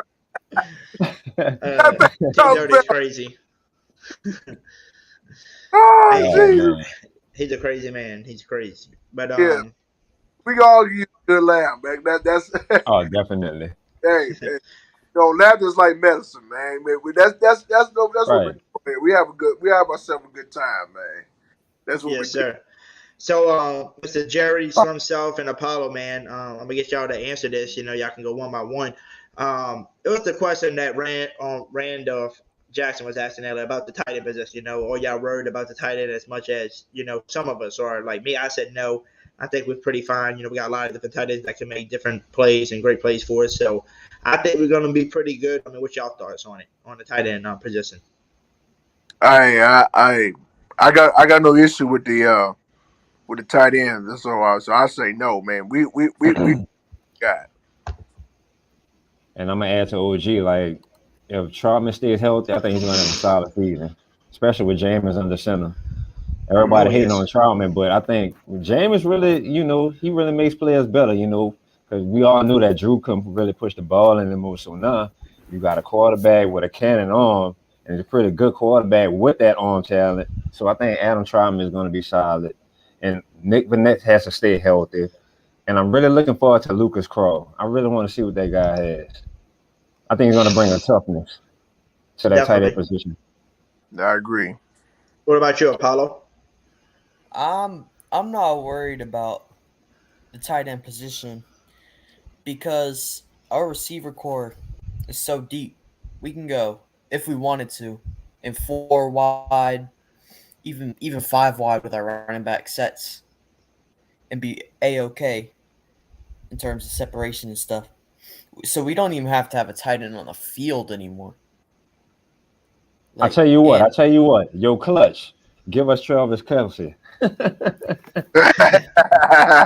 What's up, Clutch? hey, what say, Travis? Give us Travis, Clutch. What you got? You don't mind, do you? He doesn't. I say Travis Kelce a beast. Hey, bring him to New Orleans. I mean, hey, he can pick up right where he left off where he was in Kansas City. Think about it. Right. You're right, Tim Dunn. We got the money to match it. Tim Dunn is right. Jawan Johnson did put on weight this season. I think they said he went from 235 to 250. He gained like 15 pounds of muscle. Yeah, he's big now. Oh, he's like what, 6'4", I think. Yeah, 6'4". Oh yeah. Pretty big. 6'5". Yeah. Pretty big man. Good, that's good. Bro. I can't wait for them to reveal and tell us how much weight Michael Thomas put on him. Because for the last 2 seasons, you can tell he definitely got big. Yeah, he bulked up. Yeah. Yeah, and just for anybody that hasn't seen, take some of Zion's weight. Oh, by the way, anybody that wasn't on the stream the other night, that wasn't here for the late stream, Miss Megan. We we love Miss Megan, man, from the Seahawks, man. But she was trying to troll and be funny, about saying the Saints are like her 4 for 15 that she likes. And while she was chatting away with Slim Self and everybody, I came to my mind and I thought about it and I said, wait, don't we play all the Birds team this year? And isn't that something that we really want to see? The Saints be the only team to ever beat all the Bird teams. So I made this picture. Tell me what y'all think of this picture, man. I know some South and them loved it that night when I made it. And I think the New Orleans Saints will love to use this.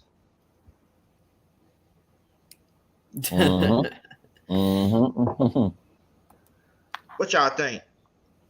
Oh, bro. Add some season to it, baby. Who that gumbo? Thumbs up. The Who Dat Gumbo. And you see, we saved the best for last to throw in there. Miss Megan. And you got the evil Jameis Winston because that's who they want him to be. They want him to be the evil villain. So he is the evil villain now. So and let's top it off in season with Tom Brady's jersey. Yeah. Look, now you gotta add a couple Tom Brady tears in there. And a couple iPads too. Hey, you always talk about gumbo. It always have flavor and stuff. Hey, that you got all the ingredients that you need. That's right. Just add some herbs, some spices, and whatever you got on your in your drawer. Just dump it in there and just stir it up. And by the way, y'all, this is the picture of Michael Thomas. 2 different pictures so far that he posted. You can tell the man definitely got buff. I can tell. What's the most recent one, the left or the right? The one with the sunglasses on the right. Oh, definitely. That's like the current picture, ain't it? Yeah, that was him a few days ago. I'm guessing he's like on a boat or something like that. Yeah, he put on some. Yeah. Oh yeah, I can tell. All right, Mike. All right, Mike. Is that the start of the season? Is that the start of the season? He's probably gonna cut. Or maybe even boys and everything. Hey, y'all, we do have somebody else waiting to hop on. Let's bring that person on as well. We got Randolph over here. Let's bring that person on. What's up, Randolph? What's up, man? How y'all doing? What's up, Randolph? Ain't nothing much, man. Yeah, man, that was me posed that question about the tight ends, man. Mainly, all right.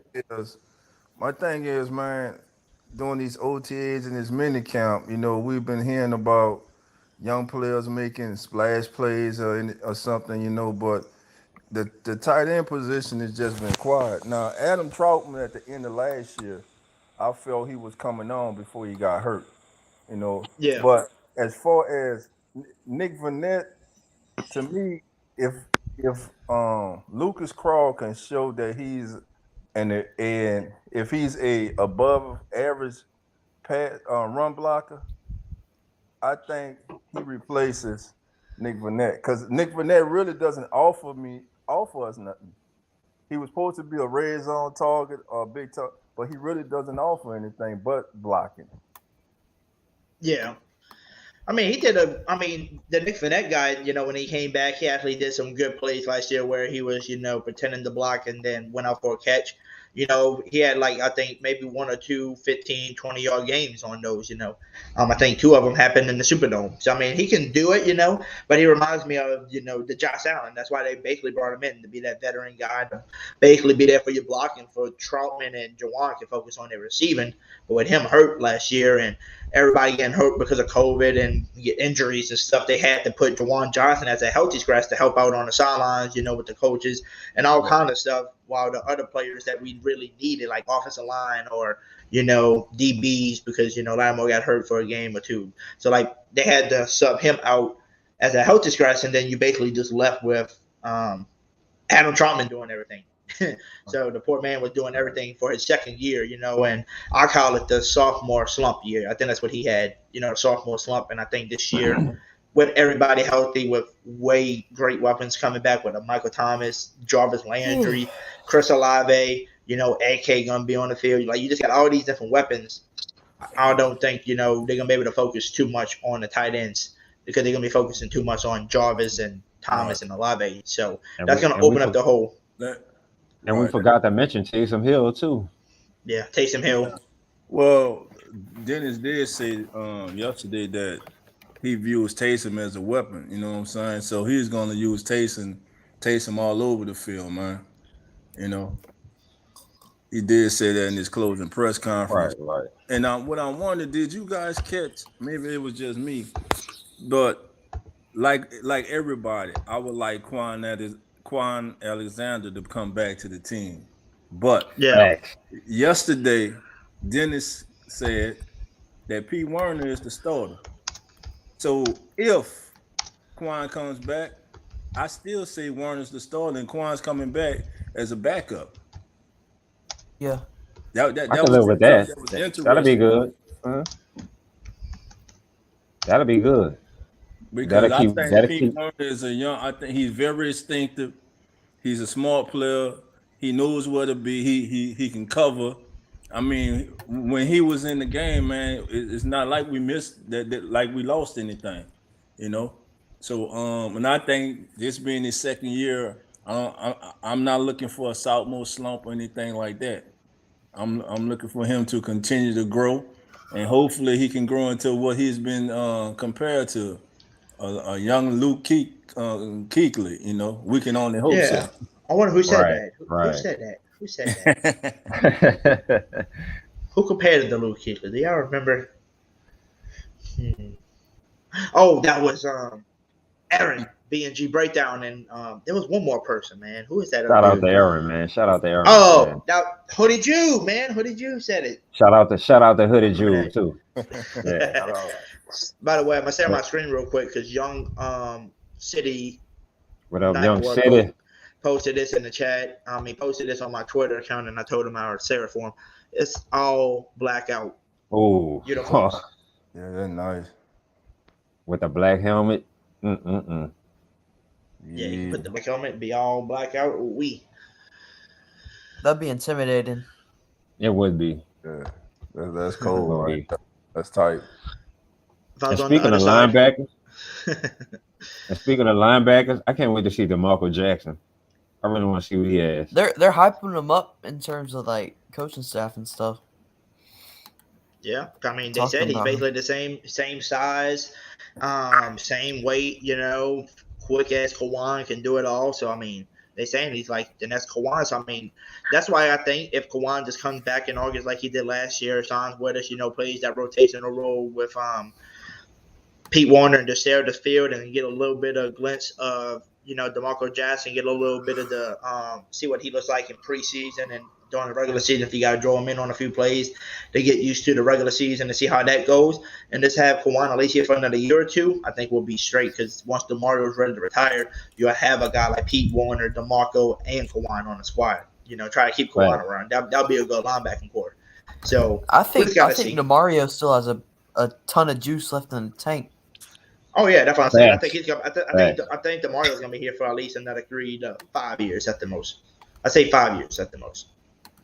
3 years at the least, I'll say, if I had to guess. You know, 3 years. And by the way, we got to bring somebody on, and this is the most pain in the butt person. I mean, this is my favorite person to bring on, and that's my man, Gotta Grayson. What's up, Gotta Grayson? What's up? What's up, man? You came on the GLC. show the other night, and we kept asking you, like, what's up, man? You got your mic on, and you had your mic on mute. You fell asleep backstage. Yeah, I did. You fell asleep backstage while we were trying to break you on. Yeah, I did. yeah, I did. So, Gotta Crazy, man. What's your thoughts on the new helmets, my man? Them things look sexy. You know, sexy. I seen everybody know. like they're mad because it don't look like the 60s helmet. Yeah, 69. I'm like, do y'all know what damn year we living in? We ain't living in the 1960s. See, I feel like, to be honest, I feel like what's the rules with the uniforms? Why do they regulate the uniforms? What's up with that? Yeah, I don't know. I mean, that's stupid that you can wear like once or twice a year. I feel like you should be able to whatever like obviously, you know, I still think you should have the rule of home team and away team. It, you know, that's just, I feel like that's just like standard. But you, whatever, like, you know, if you're, whether your opponent's like, hey, y'all, because I'm pretty sure your opponent now they can be like, oh, but we're home, but we're going to wear our away, and then you can wear your home, right? I'm pretty sure I've seen that. Like Cowboys, I know with that they I think their like home jersey counts as their away jersey or whatever.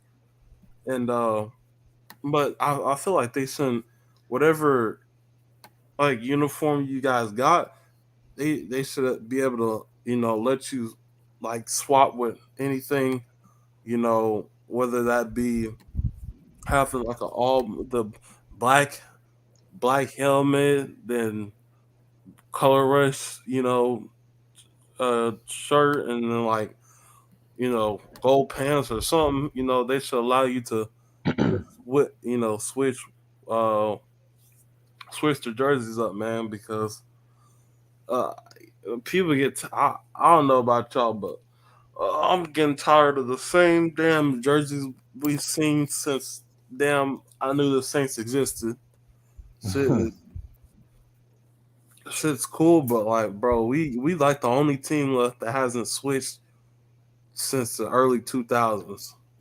Yeah, we haven't switched in a while, my man. Who that to you, Long Pammy time. Whammy as well? I see Pammy Queen Whammy's in the Pammy. chat. What's Who up, that Queen to you? Pammy? And Nick Jones, yes, man. Anytime you want to collab and you get your channel going, man, let me know when you're ready to collab. I got you. What? Do I hear the OG in here? Yeah. OG, yeah, he's in here. He's still up. All right. Somehow. So, He's still what up you somehow. think about the helmet, OG? You see the profile, don't you? Explain it.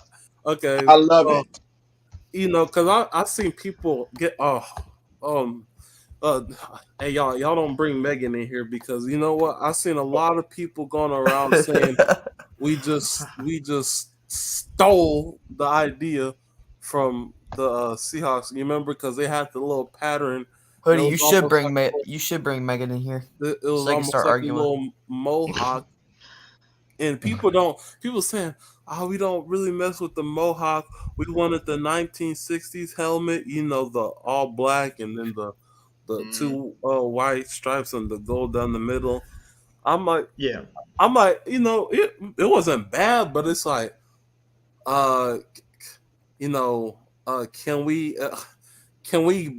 have something original, man? Because I don't know, maybe I'm tripping, but I feel like, obviously I would like a throwback, but what is it? 2022 and we still don't even have a damn new uniform. So I'm like, I can see if we just start with the new uniform and then or start with the new helmet and then get a new uniform because I don't even feel like our current ones kind of describe New Orleans. You know what I'm saying? And it would be cool if they could have something that's almost like the Mardi Gras, colors. It don't have to. Oh, Mardi Gras. All right. Like the Pelicans, huh? Like the Yeah, Pelicans. I agree with that. I agree with that. I Like like that. that would be so cool. Could you imagine if we had an away? It would in what they should do with the design a little bit. It should be designed almost like LSU. You know how their white jerseys had the stripes, and it should almost be similar to that. And we should represent that when we're away to let people know, hey, we in your city. You know what I'm saying with it. We in your I'll city. be back. But yeah, man, I definitely feel like they should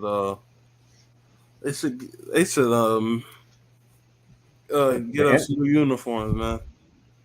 Because like the NFL rule is like you can only have 2 helmets, right? It's a 2 helmet rule. I think it is.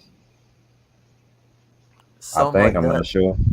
They need to change that. They should just let you wear whatever uniform you want to wear as long as it's within your team colors. There you go. Right. They need to change that.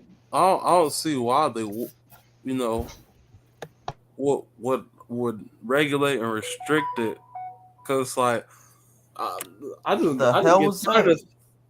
get tired of seeing the same shit, man. Like, damn, I'm tired of seeing like all the same colors, and not to mention with the new helmet, the color. Obviously, y'all seen it, but the lighting on the fleur de lis and the colors on the colorist, the two golds are too different, so it don't even damn match very well. But hey y'all, I just seen this on Instagram, so I wanted to share this with y'all. So I had to get the That's picture and everything downloaded. Shout out to God, Gonzai. Did this? I think that's how you said it. Gonzo did this, maybe. That's what it is, Gonzo. I think this is what Matt Moscano was talking about. He would like. Yep. Just have the Yeah. old stripe up the middle. But you gotta I say they're really still like clean. that though. They're still clean though. I'm not gonna lie to you. I like it. They're still clean. I like the fleur de lis on the middle. But the better. fleur de lis patterns, yeah, it's You nice, know, dude. It's nice, but it I like looks ours. clean. It looks like that. clean, but you know the problem with it is basic AF. Basic. Hey. It looks like it's from the 19 the 1900s. It look basic. It's so basic. There ain't no inspiration. It's literally the fleur de lis on the side of the helmet, 2 white stripes, and 1 gold in the middle. That dude, my sister can think of something like that.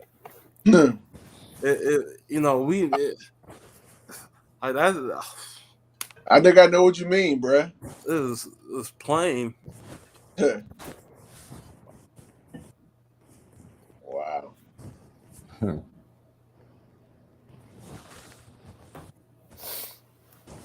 That's right, Tim. That's what the NBA do. Yep, get to switch up your uniforms. Right. That's what the NFL need to do. That's I right, don't Tim. think I haven't seen a team have like 5, because I know the Lakers got the white, they got the purple, they got the they got They They do got play. blue, They the do play old like. school blue.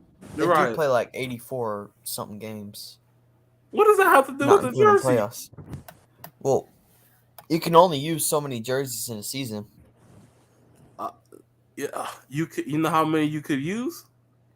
However many damn games you play.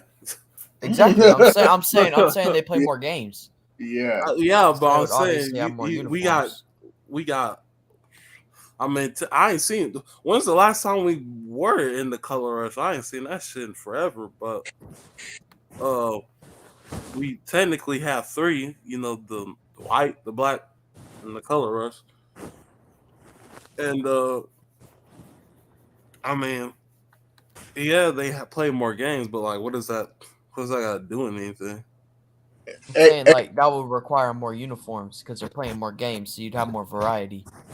Yeah. I mean, technically, they could just not have variety.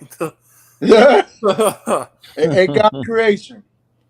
Yeah. I was just explaining to the Hoodie, Jube, and the fellas on here in the panel about we talked about that, and but I want to get your question. What you think about the we already discussed about the black jerseys and all that, all black. We got that, but Apollo was showing the picture of the Saints jersey, but not jersey. It was another helmet. It's a white helmet with the fleur de lis on the side.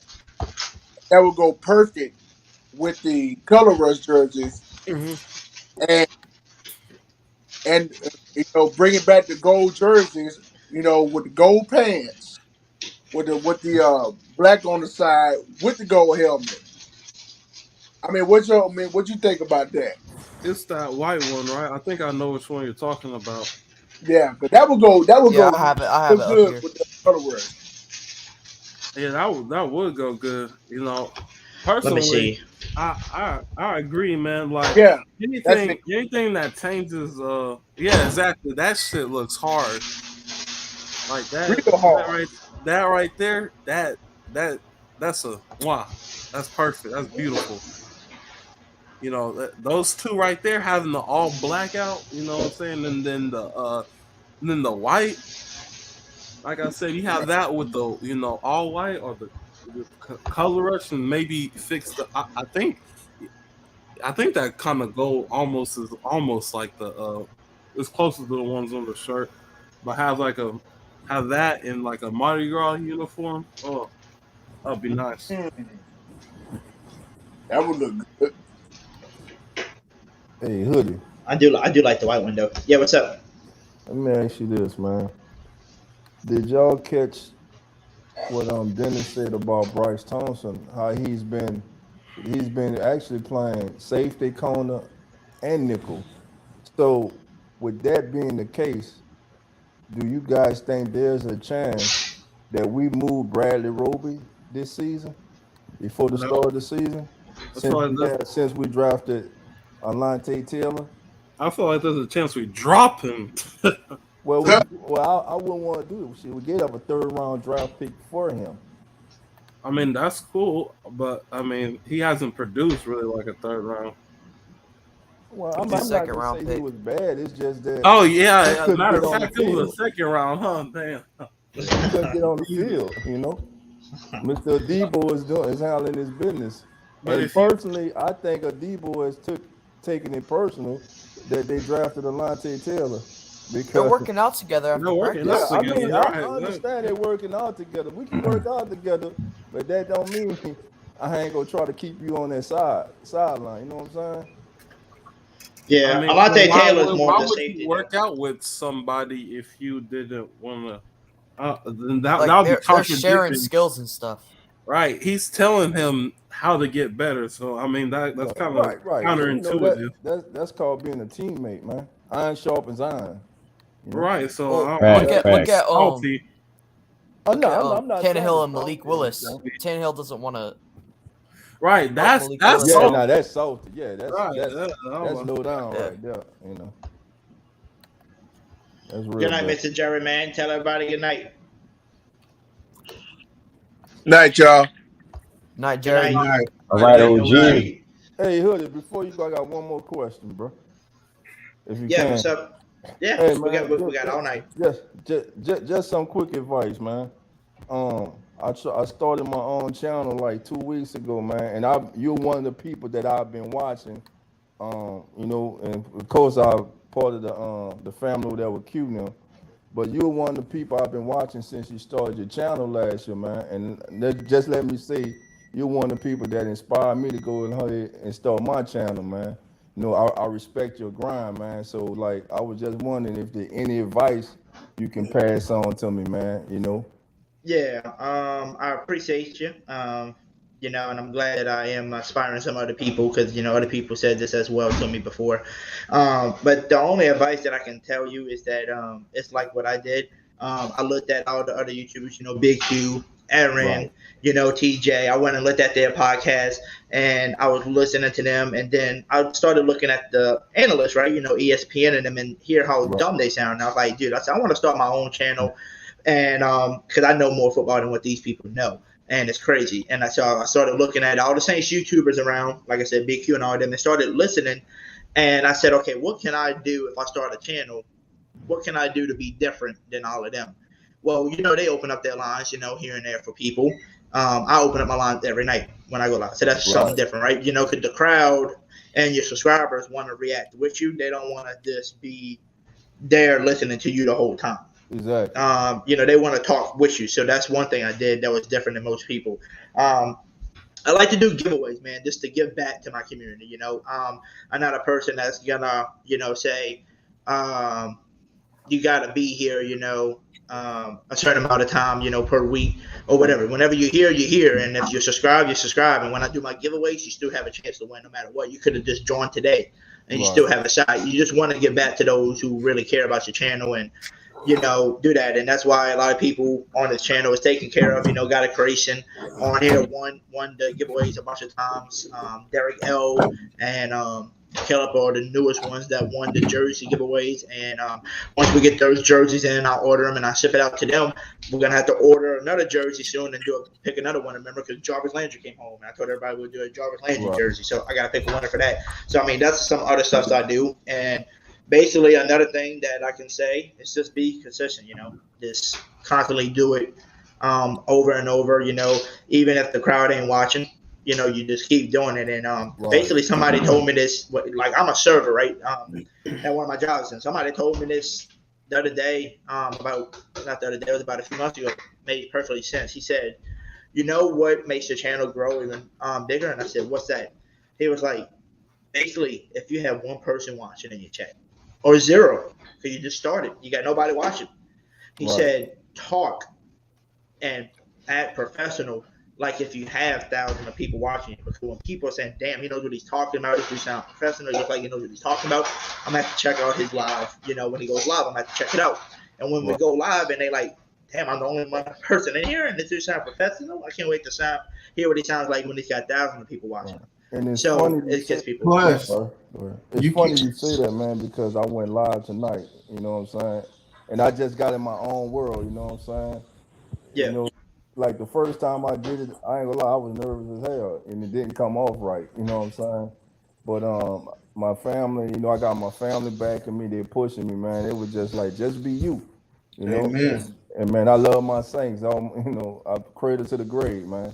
You know, and I just keep it real, man. So, man, again, bro, I want to thank you for being an example, man. I watch your grind, man. I appreciate it, man. And believe me, man, I'm watching you. I'm trying to learn from you. You know what I'm saying? And like, man, if you ever go on my channel, man, and you got any advice, man, I'm open to it, man. I appreciate anything, man. No problem. If you want to, just drop the link in the chat for everybody so they can subscribe. You know, we got 37 of them in here watching.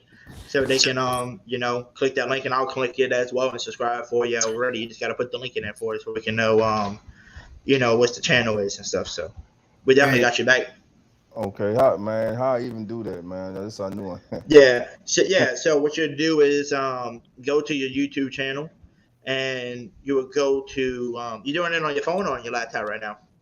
I'm on my phone right now. On your phone, okay. So you'll go to YouTube on your app, and then you will go to you know, search up your channel. Right. And then once you get to your channel, you click on it, and you scroll all the way to the back where it says About. By you're gonna see Community, Channels, and then About. Where you see About, you're gonna scroll down to where it says More Info, and it's got like the little globe symbol by it, and it says, you know, your website channel. You know, you copy that and you paste it in the chat, and you come back to my chat when you copy it, and you just paste it and send it through the chat, and then everybody can do that. But I just need to know if you want to tell me what your channel is, you know, like how to spell it out real quick. I can look it up and I can post it for you too, if you need help.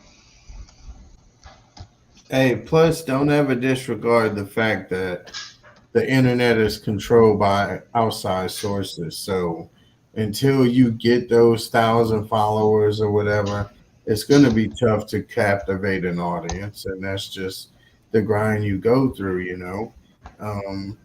I got 3,000 followers on TikTok. And when I go live, for instance, I'll get a few people in there. I'll get like 100 people in there, but only like 20 of them stay. And that's cool. You want to be able to get a community with those 20. And then from that, they're going to tell their mom and them. And next thing you know, there's going to be 40 and so on and so forth. So you just got to, like Hoodie said, just do it for you, son. Because even if no one's in my live on TikTok, I make the sauces when I go live. You know, that's like my little classroom I teach people how to make life spicy. So, you know, whether there's one person or not, that person might be learning something or getting motivated by what I'm doing or what have you. And things go grow from there. But the internet's a crazy place. It's just like if you have a business, you know, I could tell you about my favorite sauce all day long. But if I'm not telling you when you're ready to buy it and you have the funds to buy it, you know what I'm saying? When all of those things line up, I'm just telling you. But either way, eventually a time's gonna come where you're like, well, shit, man, I got that $8 right here. Let me get that from you. Right. Yep. I had lost. I'm sorry. I had lost. I had went out, had to come back in, man. Oh, you good? So what's the channel called? Yeah, it's the it's called the Keeping It Real Who That Sports Podcast. So let's see. Is it all together or separate? It's all together. So it's all. Say that again, bro. Say that again. The Keeping It Real Who That Sports Podcast. They're keeping it real.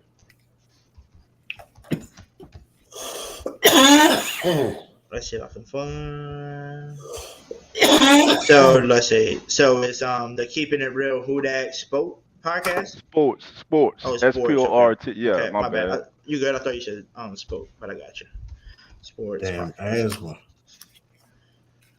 All Yeah. right, so you got Demario Davis and Cameron Jordan as your logo. Yes. Why? Yes. Scream 18 subs. Keeping it real sports. Yeah. Yes, sir. So we got Right 18 back. subs right now, and then what we're gonna do is let me copy this for you if I can paste it in there for everybody else. Yeah. Let's see. All right, everybody, I'm posting it in the chat. This is the link right here. Subscribe. He's got 18 people right now currently. Well, he's got 19 now because of me. So we got 30 of y'all in here. So if we got 30 people in here, if everybody can be really nice and go subscribe to his channel, he should be close to 50 by the time we get off of this channel. So everybody support it. And also Mr. Troy, who's in here, who does all the sauces, support his channel as well. And his brand, he does sauces and stuff like that. Subscribe. You heard him. Subscribe. Subscribe. Subscribe. Y'all do the same. Help a brother out. It's a passion for each and every one of us. We just express that passion in different manners. So, yes, sir. What's your channel, Mr. Troy? I don't have a channel on YouTube. I do my broadcasting on TikTok. I need to get a YouTube though, but I put my website in the what you call it, chat. Just if anybody wants to even look at it and give me tips, because I'm still learning. I'm only in my second year of business, but I got here by taking advice and applying it in a manner that worked for me. And so, you guys go by there and you say, oh, this should look that way, or that was hard to find, or whoop de whoop. So, and shit, you might buy some. Yo, Randolph. Yes, sir. You got the Mario and Cam as your profile pic? Yes, sir. All right, just subscribe. Just subscribe, bro. Man, I appreciate y'all, man. And Troy, what's your Troy, It's just it's a website. You got TikTok, son? No, I ain't got TikTok. All you right. on TikTok? I'm gonna have to get TikTok. Man, TikTok's where it's at. I have a Facebook page. Corvette. You on Facebook? What's your Facebook? Oh, yeah, what's your Facebook page? What's your Facebook? En route, son. Corvette, that dude said. Yeah, Choo-choo, Corvette. But Mr. Randolph, just to tell you like another thing, just to give you advice, try to not be like some of the other YouTubers where they're when they first start off, they want to be lame and not show their faces, and they wait till like they get a certain amount of people to finally show their face, It's always good to show your face every time you go live. Like sometimes I might not show my face, when I go live, 'cause everybody knows what I look like by now, and I might be too damn tired, and my eyes might be like half like this, like half closed while I'm trying to talk to you because I'm so tired. So sometimes I don't try to show myself. But like I said, most of the time you definitely want to show yourself to where they can know who you are, and get to know you, because that's how everybody did. Everybody got to know me by just seeing who I am. And you can ask Slim South, man. The other night when we ended the podcast, I told him to stay on for a little bit because I wanted to show him something. And next thing you know, me and this man talked for almost 3 hours after. Yeah, for like about what, 5, 6 in the morning. Yeah, 6 in the morning. Chopping it up. Yeah, we're chopping it up. Talking about the channel, talking about what I'm trying to do with the channel, and hopefully one day I'm gonna draw a podcast whenever I get a chance about what I want to do with the channel. It's gonna be basically like an hour or 2 hour long podcast, basically just to go over what we want to talk about. But give me 1 second. Hey, just type in Sapper Sauces on Facebook. Fuck the Sapper link. Sauces. Yeah, it's on my in the chat. My name. Sapper Sauces. That's gonna be the easiest because we popular enough to pop up. Yeah, see, I didn't even give you the right fucking address, son. I'm litty like a titty. I ain't even gonna lie. It's Friday. It's the freaking weekend, baby. I'm about to have me some fun. Bounce, bounce, bounce, bounce. Piss, piss, R. piss. Kelly. Drip, drip. Sir? Oh no, I was just saying that's that R. Kelly, man. That one hit. Hey, yo, Troy, your picture is a skull with some wings, and it Yes, says sir. Sapper. All Yes, right, sir. gotcha. Let's see where Gotcha. we at. Sorry about that, y'all. Come on, everybody. We got the link in the chat. Make sure you go subscribe to my man, Keep It Real, Who That Sports podcast over here, Go. y'all. Make sure y'all go. Make sure y'all go subscribe, man, because like I said, he was at what 18 before he came on. He's at 28 already. So we got 10 people, but we got 30 of y'all watching. So if y'all are the 20 that are watching, please go subscribe to his podcast. I got the link on the screen, and it's in the chat as well. Just click it, subscribe, get this man another 30, another 20 of them, and he'll be close to that 50 marker already. So come on, y'all, show the love. We all who that family in here. We all gonna show love to each other, man. So with that being said, y'all, I really do think this season is going to be the most fun season to ever watch in Saints history, just because it's the first season without Sean Payton and Drew Brees. It's the first season without both of them Well, there. Let me get in you on talking this about one. both. Let me get on this one.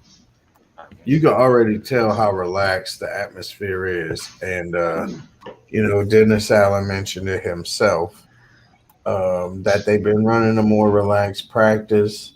Cam Jordan, you can see that he is the joy is in the team, and they're definitely a brotherhood now. Even the new guys, like one of y'all mentioned earlier, fucking Alante Taylor is working out with Paulson and Debo. Like, that's his. You know what I'm saying? Like, one of y'all is gonna get in work and one of y'all is not, but y'all still motivating each other. And Right, that's that's very because rare today. That's a great thing. right, Great they're thing. not selfish. They trying to Right. get to the big goal, man. Ain't nobody got time for all that bullshit with the selfishness. We trying That's to win good the though, goal. and that's Right, a but good that's thing what I'm too. saying. Great thing. For That's gentlemen good. their age and their attitude, it's great for them to. It's great to see them sacrifice that swagger and work together. And you got Marshawn, you got CD Deuce. Did y'all see? We talked about that. The CD Deuce interview. That dude said, "I stay to myself. I'm about that business, boss." So you got him and Sean coming back. DD Cam, y'all seen his interview yesterday with the helmet. He talking about like, we're not even mentioning Pete Werner or Peyton Taylor. It's just Peyton Turner. Sorry, excuse me. So, boy, Contavious Street. It's a special thing going on right now. If we get the tight end situation figured out and Trevor Penning can hold his own, I mean, the sky's the limit, dude.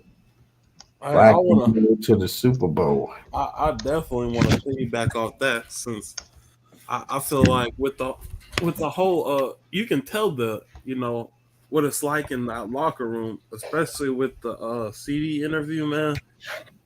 I seen he said some things that I'm just like, oh man, he was talking about how they he feels disrespected. He feels like people don't Right. give him his He credit. He was like, he was like, man, y'all don't, y'all compare me to outside corners when I'm a slot corner. He was like, basically saying we got two different jobs. You know what I'm saying? We got Yeah, two he jobs. even said it. His quote, in fact, was that he says that he's the best slot corner in the league more than the media does, Right. and that's true. And He even said he was like, man, y'all don't even say I'm the best slot corner. right, exactly, yes. He was like, and I can feel the he was like, shit, man, like he really he said he used to that being overlooked and not being the favorite, I feel that. I definitely feel that because I'm like, He tired of it though. right. He definitely is for sure. And to think about it, I was like, when we mentioned him, I'm like, I like, to be honest, I don't even think of that. I bring him, saying, I'm like, I bring him up with the corners because I feel like he wanted, one of the best corners, I obviously, he's not perfect, but nobody is, and Right. He want to be the slot corner, the number one slot corner, because I feel like that holds way more weight than say an outside. And I'm not taking no credit from Sean or none of them that play on the outside, but if you're the number one slot corner, we all know that motherfuckers like Mike T getting the slot a lot of times.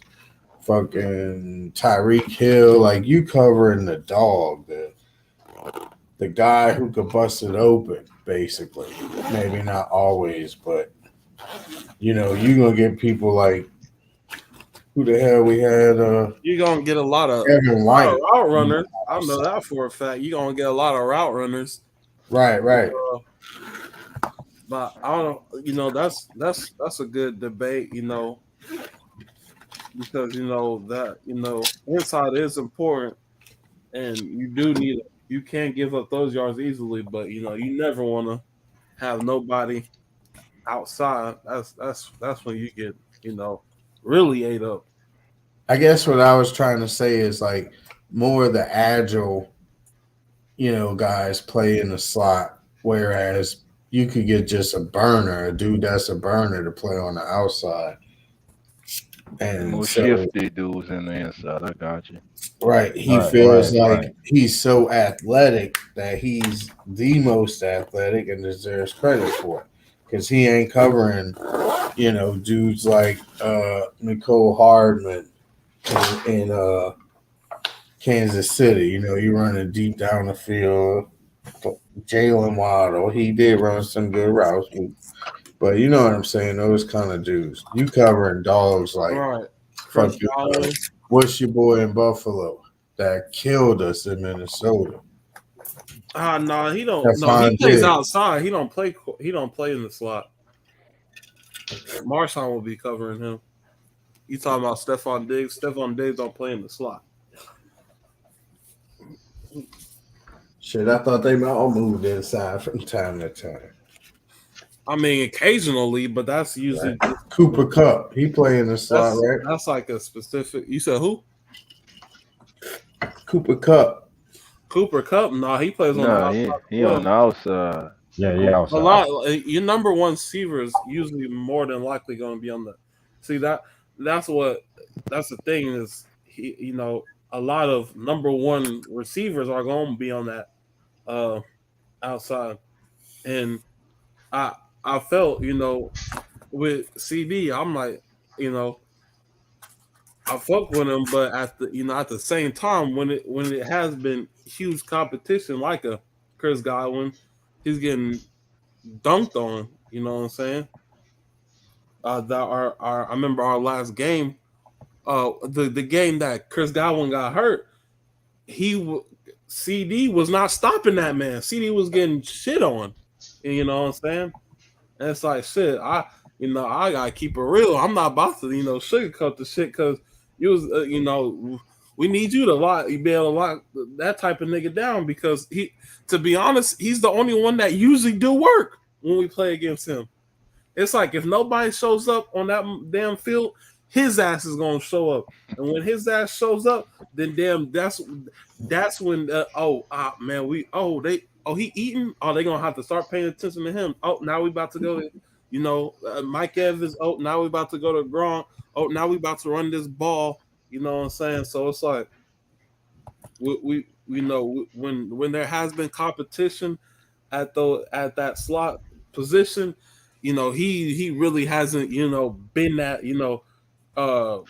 crazy guy to lock shit up. But when it is a tight end though, I'll say he has been a lot better. But like I said, when it comes to receivers that that are doing amazing in that position, like a Chris Godwin. That man be getting sometimes he be getting shit on. You know, we can't go for that. Chris Godwin is a hell of a receiver too, man.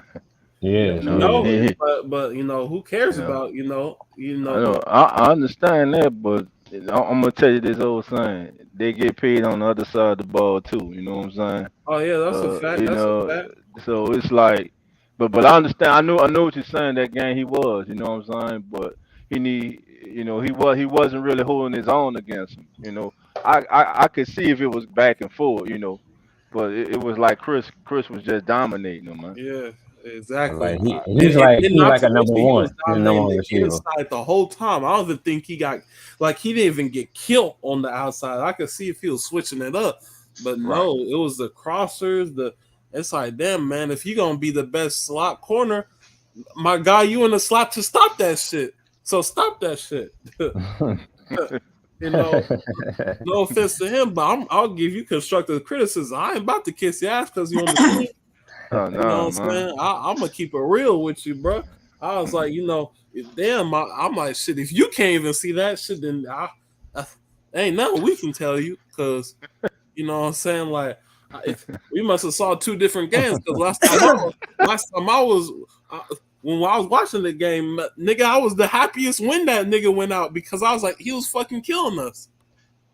So Yeah, I Chris was like, Godwin a dog. He a dog. all Yeah, right, Chris bro, Godwin he I'm is. like, a dog. shit. He can arguably if Mike Evans didn't have that seniority on him, He's the Chris number one guy. Godwin should be the first. But I don't But know. He might GOC, just do better because he's GOC. Chris yeah. Godwin is the number one receiver over Mike Evans. As far as I'll say, as far as ability and everything, yeah. But they don't. They like I said, he be playing their slot, so It don't matter. Chris Godwin is more of a dog than Mike Evans. Oh, for sure. But to be, I'll be fair.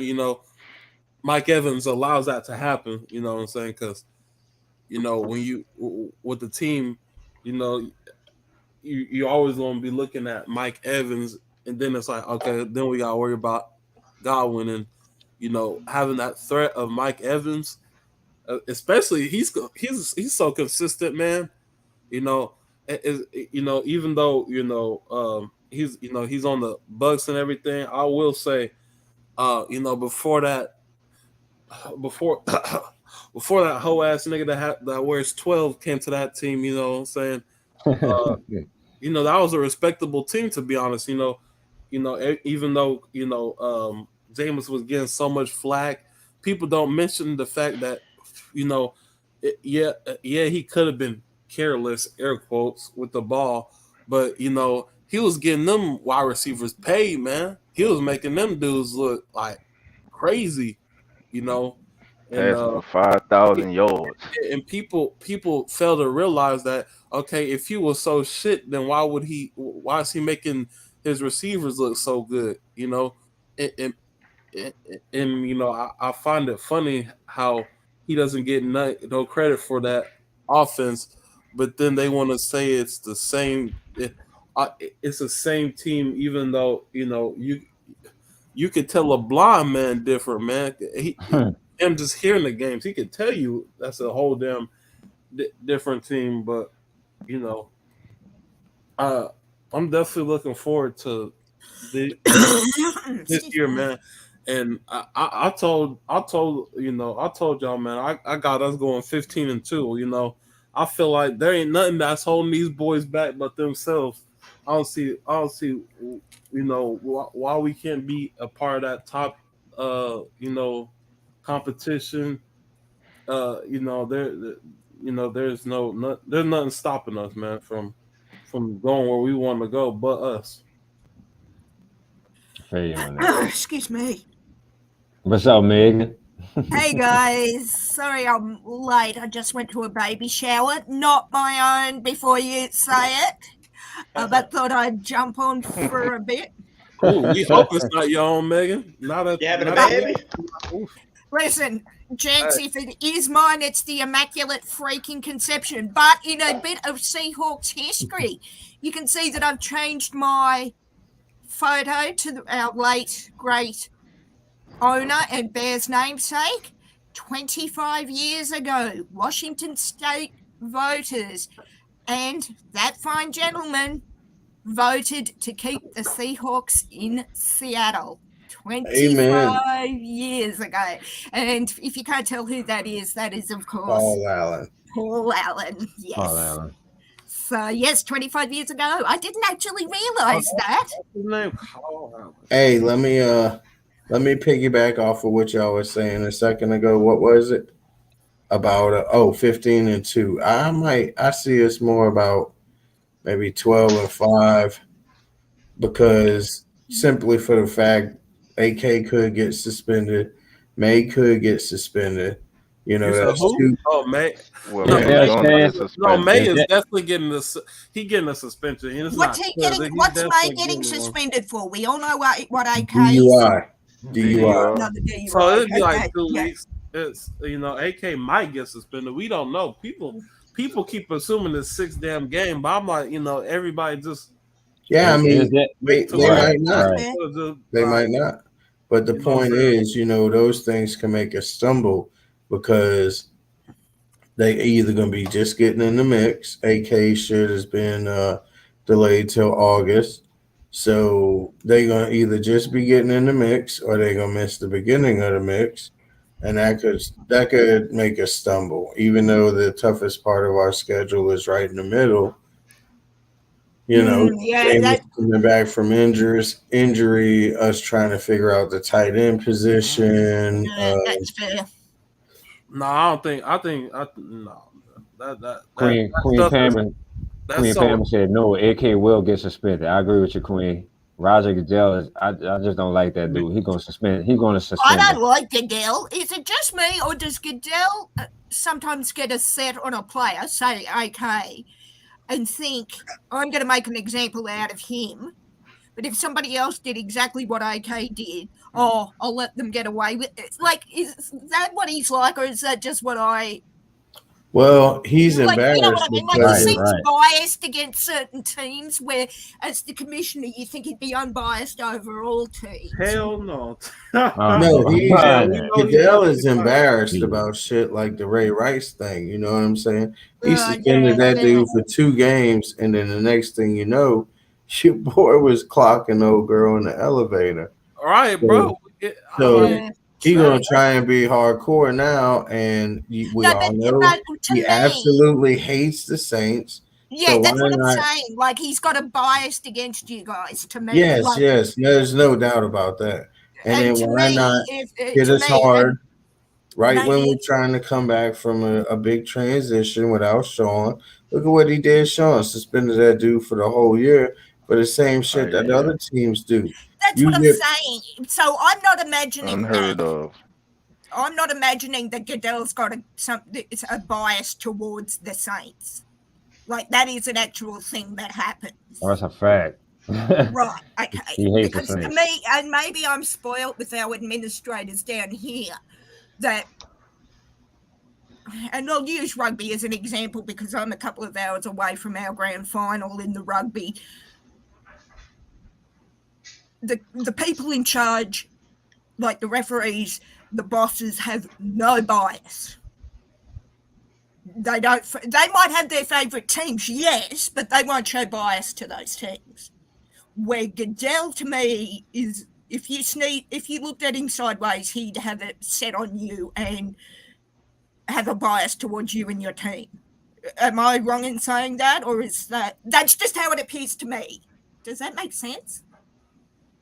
To be honest, I don't know what it is. I think he just don't like the Saints because it seems like every other team can live their fucking life perfectly, man. Yeah, that's what I mean, God. That's how I see it. It's like it's just you guys. You can do everything right, and you do. I don't know, probably because we done fucked up some of the the betting odds, and we're saying and therefore you looked at him sideways and he hates you. Right, we probably fucked up his pocketbooks a couple of times, man. What in there? Someone's okay. I may be possessed, but I didn't say that twice. Well, I love The Exorcist, but not that much. To me, as I said, I might be very very sort of rose-colored glasses because we don't have that down here. Like we have, our referees are mostly impartial, I will say. Our administrators want the best for their team, yes, but they're impartial. And I don't know, maybe, To be fair, I personally feel like we need a lot more women refs because them old niggas out there on that fucking field apparently can't see good, bro. I ain't never seen a woman in the. It's very rare down here. Just fuck the shit out of a game, you know what I'm saying? It's very rare down here, but in the early 2000s, my claim to fame was I was the youngest female cricket umpire in the state of New South Wales. And when I was an umpire, there were 6 female umpires in the country. And one of them made it to the elite level. I would have loved to, but I blew my ankle out and can't stand for long periods. But yeah, I agree, God. I'm not saying girls would do it better than the boys. But I'm saying they'll be more fucking fair. That's what I'm saying. Well, yeah, I was about to say they couldn't do any worse, particularly. Wow, yes, in that they couldn't do any fucking worse than these dudes. Yeah. No, I agree 100%, God. Oh, good Lord, hell's freezing over. I'm agreeing with God. What is wrong with me today? Good Lord. I need to go and take some medication so that... No, I kid God. But no, I agree. And as I said, I'm very lucky down here because it's very rare that we will get bias in our officials. Right. And if they are biased, they don't stick around in top line sport down here. The thing about I'm gonna show y'all my office right quick. They're I'm pretty sure they're not under contract with them, right? I'm pretty sure they're more like that. Oh, very nice. I like with that. The voodoo down. Fleur-de-lis. I love that fleur-de-lis there. It says who that? It's in aluminum. Oh, so did someone make that for you, or did you make it yourself? Where did you get it? I found it actually one day. Oh, that's on an abandoned property.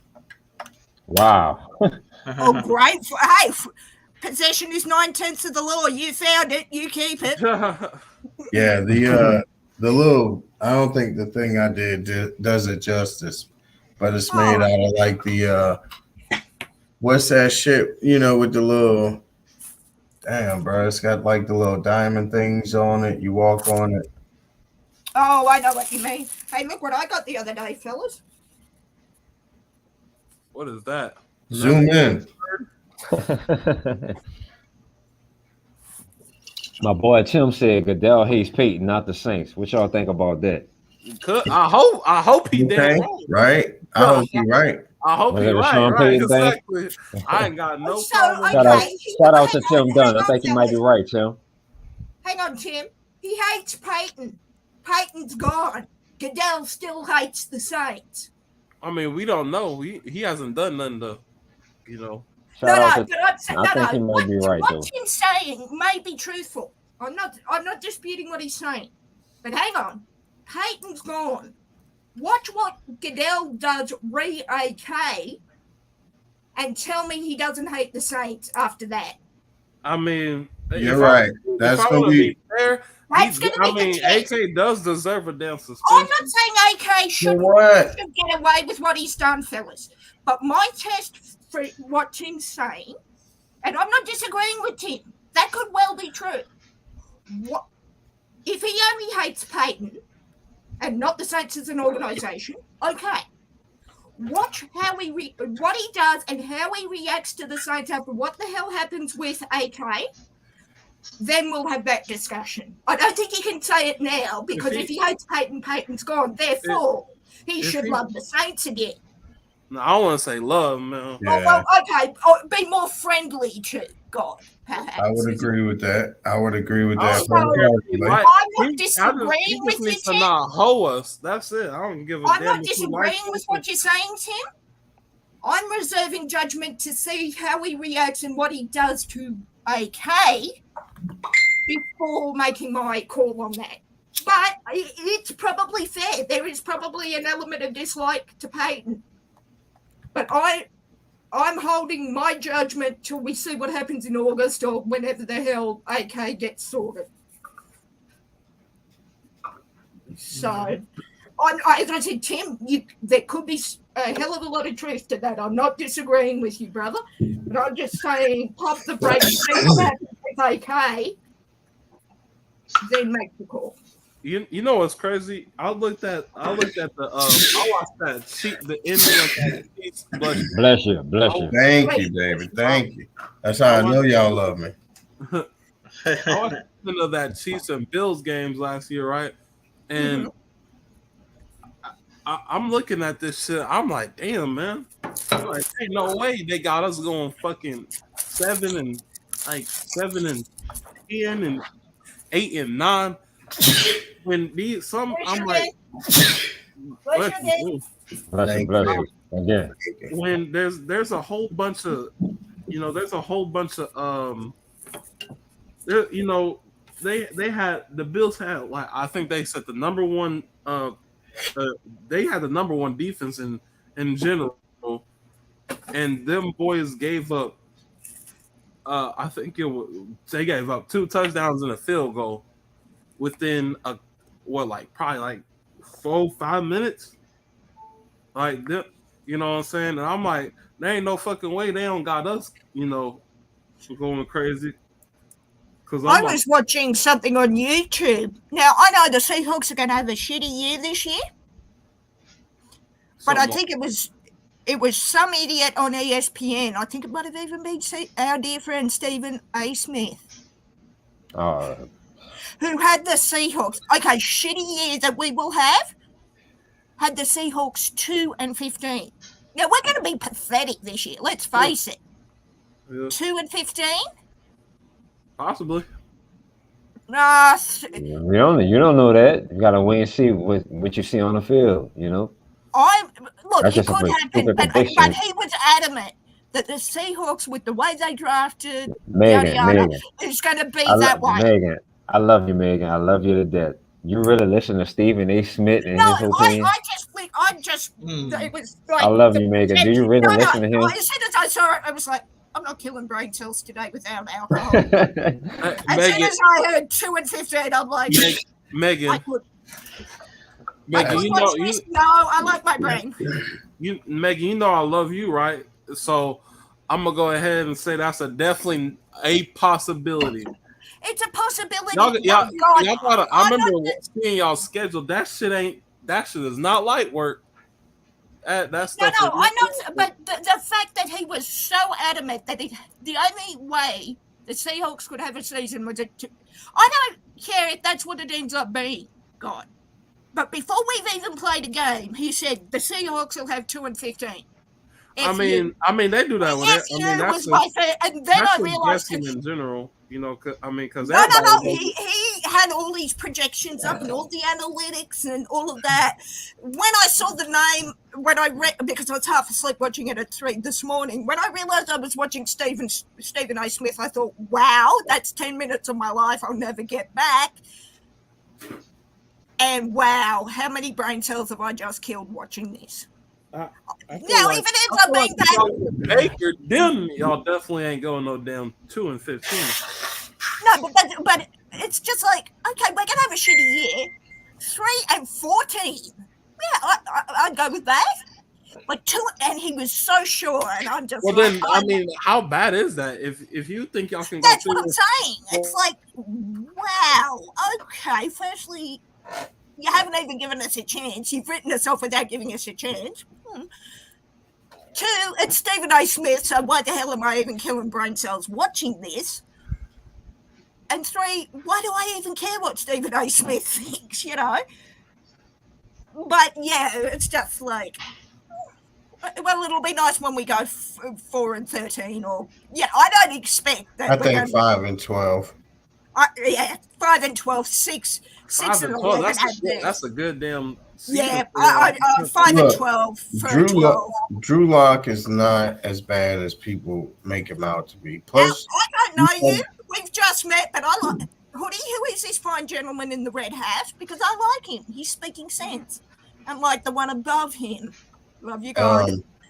I just feel like 5-12 is realistic. Drew 5 Lock and 12, yeah. has a lot of balls, and he's going to try and prove that to the league. You got DK Metcalf. That guy could take, and still Tyler Lockett. I mean, he can take over a game by himself.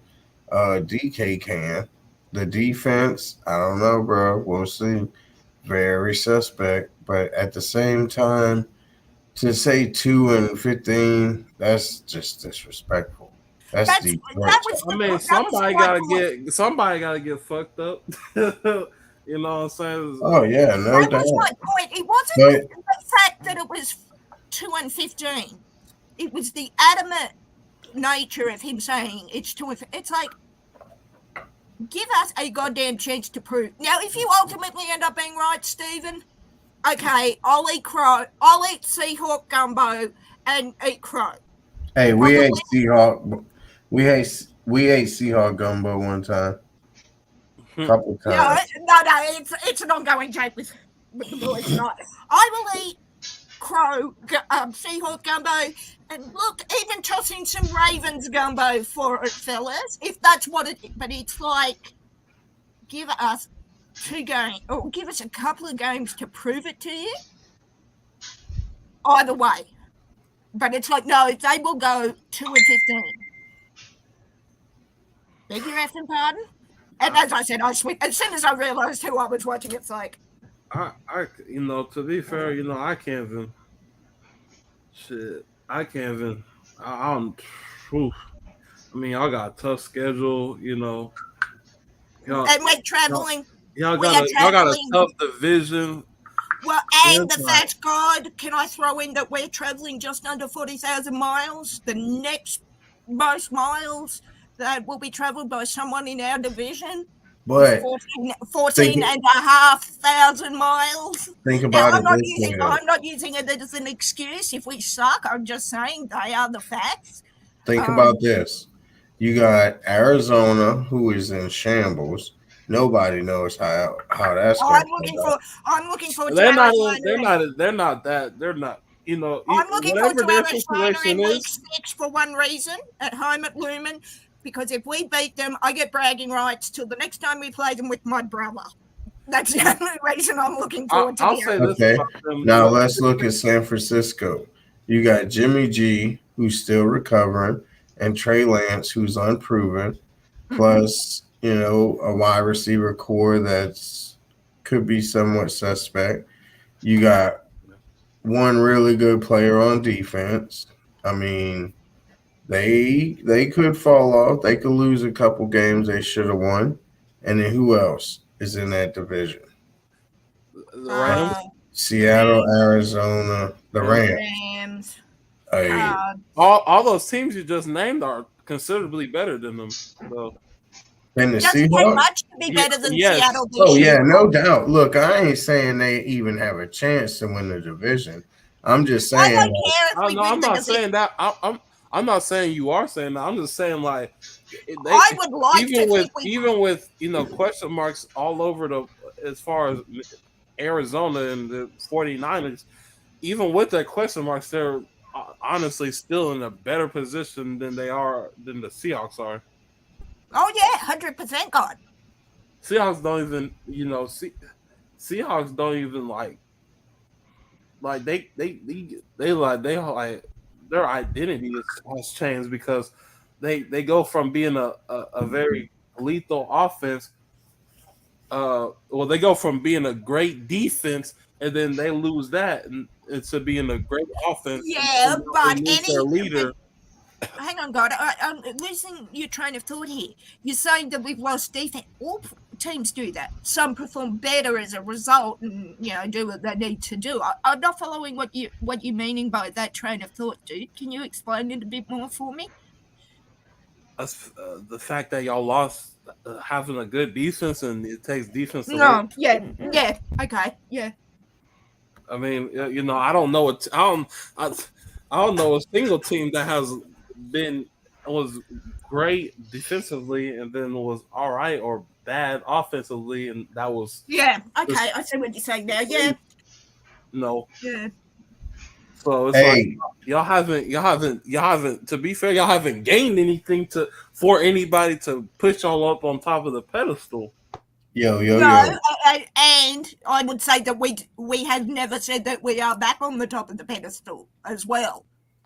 We've never claimed that because. Well, no, I didn't say on top. I'm just saying. No. I know what you're saying, but I would counter that by saying we never said we were back on the pedestal or even halfway. No, I up. didn't say you did. I'm just saying. No, I'm just saying, God. I'm not saying that's what you're saying. I'm saying that is true. I'm not disagreeing with you. I'm out, y'all. I'm going to play some Call of Duty. Appreciate you having me. Thank y'all for tuning in.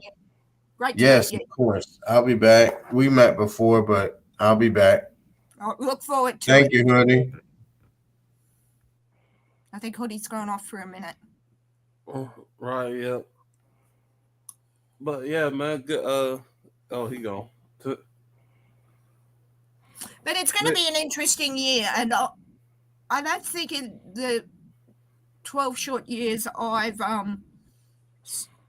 supported the Seahawks, or actually 14 when I started, I've been this excited even when we were on that tilt towards the Super Bowl. It's going to be what it's going to be. It's going to suck, but I took offense to 2-15 from Stephen A. Smith. I should know better, granted. Without even, he was just brushing us off without it, Right. But yeah. I mean, to be fair, I think you, even though he has those ridiculous claims and stuff, but I mean, he could always just like change it, Oh, I guarantee he will.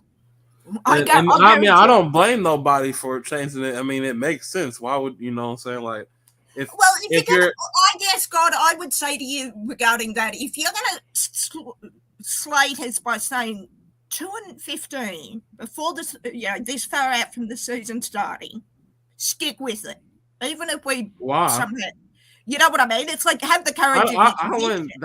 Then that's foolish then. Well, because then at the point you're saying, okay, well then nobody can be wrong. Then it's like, well, if you're wrong, you got to stick with it. No, you can just admit that you're wrong and move on. Well, I was going to say if you admit that you were wrong in saying it in the beginning, okay, by all means change it or apologize. I'm not even apologize. Admit that you're wrong. Yeah, but do you really think Stephen A. Smith will say, hey, however many weeks out we are now, I made mean, to be honest, y'all don't even get talked about in the media that much ever since. No, and that's why when I saw Seahawks predictions, I thought, I'll have a look at these because you're right, we don't. And then when I had and that is kind of unfortunate, regardless of what, I may think or whatever anybody else may think about whatever your record is going to be. To see like your team that barely gets recognition pop up and it be something like that is kind of like that's exactly, God, and that's my pro. I don't mind anyone having an opinion, good, bad, or indifferent about the Seahawks. That's fine. But you just nailed it. The fact that we don't get the press that a lot of other teams get. Mm-hmm. As I said, I saw it on YouTube and thought, wow, Seahawks prediction, I'll have a look. And then to hear that, it's like, wow. You know what I mean? That's what I took offense to. Not the fact that he had an opinion, good, bad, or indifferent about it. It was like, wow. The one time we get mentioned on ESPN or NFL Network, it's 2-15. Are you kidding? That's what it was, yeah.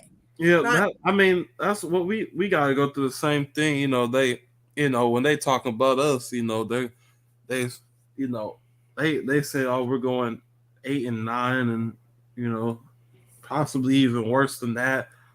You know what I'm saying? And I just kind of tune that out because you know what I'm saying. I'm just like, I'll let my team. Yeah, I'll let the team do I think that's where I am with the God. It's like haters gonna hate. Dare I say it? I wanted to say haters, because it's like for me, I'm just like regardless if you hate the Saints or not, I'm just like let it. the Saints I'm just like, well, they why always prove they always prove they always prove people wrong. So it's like what? Yeah, what, and what's I'm my, just gonna. I remember thinking at 3:30 this morning when I was watching this. Well, won't it be good when we get past two? When we get 3 wins, or no, or whatever, however many wins we get, and blow Smith out of the water. I'm gonna. I follow him on Twitter just for shits and giggles, basically, and I will tweet him and I'll say 2-15, huh? How'd that go for you? With whatever win, as long as it's +2. Like, I'll be happy if we get 3-14. I don't care. It's more than the 2-15 that Smith has given us. And I will tweet him and say, I am at 12. What was your prediction again for us? Right. And that might be a bit spoils goes the riches. And it might be a bit petty, but when it comes to my Seahawks, and I'm sure you guys are the same with your Saints, I do not care. So, anyway. Right. That's true. That's definitely true. But anyway. All right, fellas, I'm going to jump off because, firstly, I needed to let you know that piece of Seahawk history with our great man and late owner and the Bears' namesake. But I've got something on at 5, and it's 25 to 5, so I need to get off and get ready for that. Pleasure as always, gents. And I'll talk to you all soon. All right. Nice talking to you, May. Take care, guys. Talk soon. Go Hogs. You too. All right, y'all there? Slim?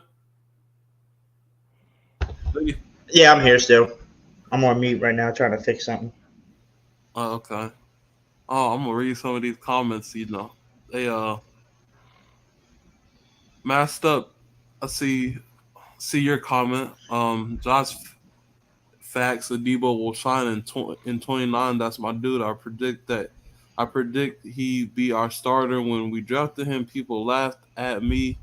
Adebo shined and took that starter spot. Yeah, I definitely say I definitely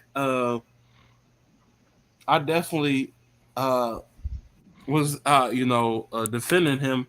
I remember around the time Hoodie was talking about that. I was definitely saying, it's crazy how this guy was, a first round talent, but he gets he doesn't get talked about. He wasn't getting talked about when we picked him up, and I think a lot of that is just like, I feel like it's just like, oh well, it's the Saints that picked him up, so we don't really gotta talk about him that much, and it's kind of unfortunate, but hey, man, I'll say I don't even want our team to be a big publicity team because I feel like I don't that's not the type of attention I want. I just want us to be recognized as a good team. That's it, man. Yeah. All that other stuff, the fame and all that other stuff, man. The other teams can have all that shit. I just want my team to damn do good and succeed. Yes. I think Randolph fell asleep. I can hear somebody snoring. That's my man Randolph. Well, good night, Randolph. Good night. We gotta remove him. Yeah, my man's snoring over there, man. But what you think about Abby's comment that we put on the top? Aaron Donald put a dude in the hospital at a nightclub last all season and didn't get suspended. Oh yeah, I remember. Oh yeah, he didn't get suspended. You will see that guy almost lost his eye, but Aaron Donald gets no suspension. Oh, I mean, the thing is, to be honest, and I don't know if this is just me, but I know this is probably just me, but that shit don't really bother me because I'm like, you know, we can't. We like just like the team says, you worry about shit you can control, and you know what I'm saying, and whether how much time and suspension they give you, and you know you doing this and that, you know, the only thing you can do next time is like, well, I just won't put myself in that situation so I don't get suspended, so they can't give me no suspension. You know what I'm saying? So it's like I don't even trip off that because I'm like, we can't control that. And two, you know, it's like, yeah, duh, of course he didn't get suspended. We know life ain't fair. You know, that's nothing new. That's nothing new at all. You know, and so yeah, I do 100% agree with you. It's more the fact that I'm just like, okay, you know, I don't. There's no for me. There is no use of complaining about something that I'm already expecting or I already know that why it happened or already know it's going to happen. There, you know, there's because I just feel like it's a waste of time. Like, you know what I'm saying? Like, because all we gonna do is just be complaining the whole time. Then, because there's hella shit we can complain about, but you know, I, I don't want to be that people who's always complaining and you know pointing this out and pointing that out. It's like, well, we just need to focus on us and get better, man. You know, no matter what trials and you know tribulations we got going on, we can only focus on us, and that's what we need to do to win. Mm-hmm. And stay healthy. Yep, that goes with the focusing on us, man. Just, you know, do our part to you know, do our part to just you know just try to win this Super Bowl. Like CD said, man, he didn't say no damn. I'll make it to the playoffs. The damn oh man, just do good. No, he said make that fucking Super Bowl, man. That interview was so much gold, bro. Man, much love to see the Deuce, man. Extend him right now. Can we All right, agree to that? extension. Oh, the extension, man. Yeah, man, Like definitely. right now. But Come on, CD. Come on, I, Saints. you know what I'm saying. I'll say this, man. I can't. I love to see him getting better and better to where you know when we do see like those matches I was talking about him and Chris Godwin. You know Right. we just see him just take Chris Godwin out the game. You know what I'm saying? That's the Right. things I'm looking forward to. You know what I'm saying? Or maybe not take him out the game, but not make him have a you know big game. Contain him. Just Right. contain I him. feel You know you. what I'm saying? So it's like. I'm ready for those type of games, man. You know, But he's to that point, GOC, what if our front seven smashed Tom Brady so much Chris Godwin won't be able to have a good game at all? hey, you know what I'll You know say to what I'm that? saying? You know I'll say to that. Whatever What? helps us win the game, man. It don't matter who the fuck gets the job done, as long as somebody getting it done. let's, let's get it. I like he said, like matter going back to CD, like he said, he was like, shit, man. He was like, at the end of the day, we trying to win games. He was like, it don't matter if, oh man, oh, CD got a contract extension, or you know, uh, Lattimore just signed a deal. You know what I'm saying? He like, shit, fuck all that. We we we here for the games, man. And you know that outside, you know, outside influence, you know that we don't let it affect us. So that's all we. Right. You know, I'm loving that. I'm definitely liking what I'm hearing from that guy because you They know, got like I they, said, they I'm got tired. some dogs in that locker room. They got some dogs in that locker room. Right, I'm tired. I don't know Dog about y'all, but mentality. I'm tired of these damn heartbreaks and shit, man. I fuck a heartbreak, Well, man. It got so bad to where I'm just like shit. Of course, you know. I remember our last playoff game was it against the Vikings? No, it was against the Buck. Wait, which one? fucking is. Just sucking is. Yeah, it was against the Bucks. I'm just like, of course. When he fumbled, I was like, of course. You know what I'm saying? I wasn't like, You know, I was like, oh god damn, I was like, of course, And fumbled the we ball. were up 10 points when that happened. I was just like, Right. man, that's crazy. That's crazy. Yeah. And CD wasn't scared to say it. I appreciate that dude, man. He wasn't scared to say it. That fumble was messed up, right? You know. I mean, anybody could have saw that shit. It's like shit, man. Even Drew had a terrible game, and we were still up 10 points. That's what I'm saying. They was like Drew. That's what I said. Like low key, if we think about it, Drew kind of came back towards the end. He was kind of clawing his way out. He clawed his way out of it, and that bum ass. And that's why that guy got cut. You know what I'm saying? Not saying no names, but that's why Right. he's got Not to saying on names. the roster. Not saying names. Right. That fumble He was on the messed up. roster Yeah, for right. Right. and he got what I'm saying, and he showed himself out the door. That's why as soon as he got on the team, he started bad mouthing the Saints. You know what I'm saying? It's like, all right, cool, dude. You know what I'm saying? You can do all that, all that rah and shit, but Right. we all know what happened, bro. You know what I'm saying? You can get mad at the team and whatnot, and do all that damn woofing and all that woofing, but Right. you lost us that game, Brody.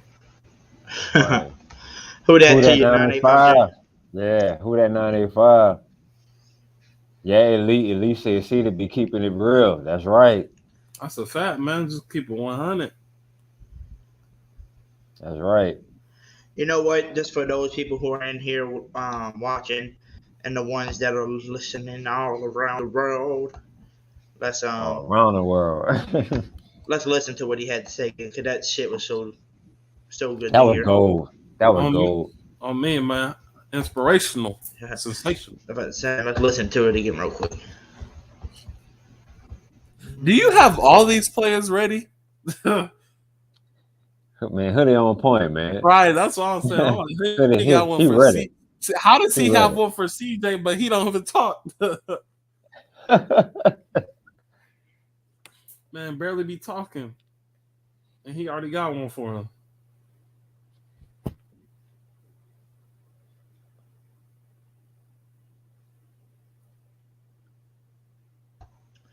Let's see, where was You got the clip, right? I can send you it, Hoodie. Yeah, it's right here. I'm mute. It's right here. Let's do this. All right, everybody. This is Mr. CD Dude. If you haven't heard, his interview is so good. So here it is again for anybody that has missed out on it. What have these last few weeks been like for you, and how you feeling? Ready to play football. I'm the same person. We got more people, so got to capitalize on the opportunity of having all these fellas on the team, like Tyron, Jarvis.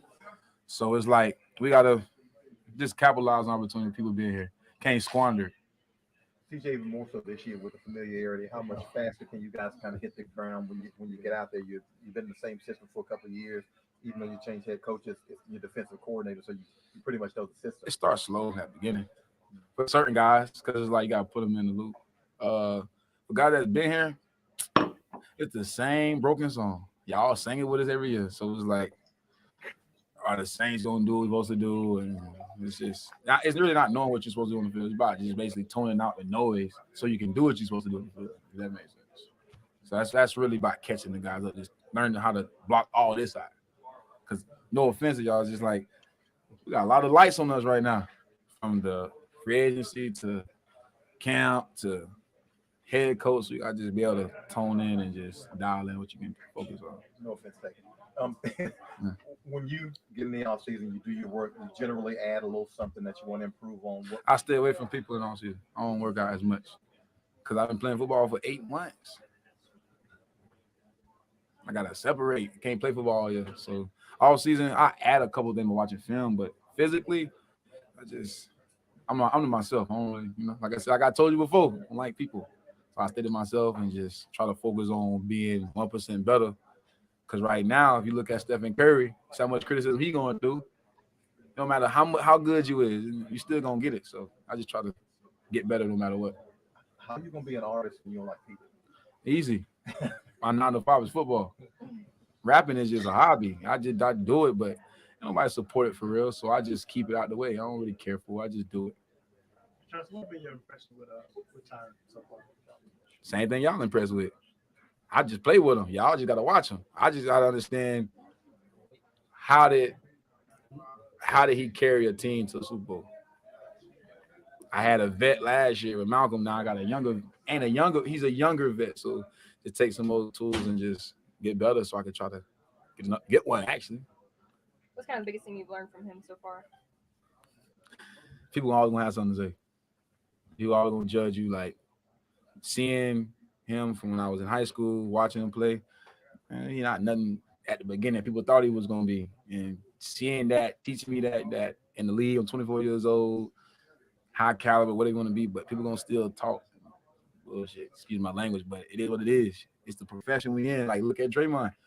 They criticize him for not being a shooter. He passed the ball 95% of the time. Y'all criticize me about being a talker. I play football. So let's talk about me covering people. I'm the best nickel in the league. So let's focus on, like he said, let's focus on what we can focus on. And I don't think a lot of people been focused on what I can do. So that's why I'm glad he's here. CJ, is it strange to now consider yourself a Wiley veteran now? Is it different for you now that you know? I ain't got no respect here. As in the league don't respect me. They don't respect me, bro. I'm the menace. That's what y'all call me, right? So I guess I gotta be this. I don't really put like this. I don't put pressure on myself to impress y'all or these fans or these. I'm here to do a job. Focus on me doing my job, not me talking and doing other bullshit. Like that's why I see you asking about Tyron. Perfect. He gonna take this for me while I play football. If y'all know what that mean, y'all know what that mean. Like he the vet. He know what to say. He gonna be speaking for the room. I'm just here for camp. Talk right now. Back to business. Why do you feel like you aren't respected in the league? Right? You know that. You make articles about me, gang. Like, come on, bro. Y'all ain't never say I was the best nickel in the league yet. I say that more than y'all say that. Right. That's why I ain't respected. Good Morning Football put 2 outside corners in front of me as a slot corner. Last time I checked, Jaden plays outside, and so does Marlon. They don't want to put me at number 1. I don't care about it. I got a team to take care of. There's 52 other guys in the locker room right now. We'll be number 1 together. Fuck it. CJ, being one of the best nickels in the league, are you looking forward to that second contract to kind of? It's gonna come. It's gonna come. They do what they gotta do. I know what I gotta do. I ain't gonna talk about that because that's too sensitive. Good. Thank you. Mm-hmm. Appreciate you. Well, just playing in Arizona for 5 years and He said, I hate people. And then they asked, how the hell are you going to be an artist if you don't like people? He's like, oh, you stupid. I'm a damn Saints football player. That's just a hobby, you dumb mother effers. How can you not love that guy, man? By the way, CD Deuce, I am a supporter of your music, by the way. I got all your songs downloaded on my Apple Music. So when you say you don't have people that don't support your music, I do. Thank you very much. How can you not root for that guy, man? You gotta root for that guy. You gotta root for him. My goodness. I'm just imagining like him, Tyrann Mathieu, and people not mentioning this signing, but Marcus May, that's going to be huge. That's going to be huge in that secondary. Plus Justin Evers, right? Oh my goodness. It's going to be scary. Alante Taylor, they making noise about him. Will Smoke Monday. Everybody listen to me right now. Will Smoke Monday make the team or the practice squad? Let me know. What's up, Randy? I see you, Randy Major. Will Smoke Monday make the 53-man roster or the practice squad or he be cut? Let me know.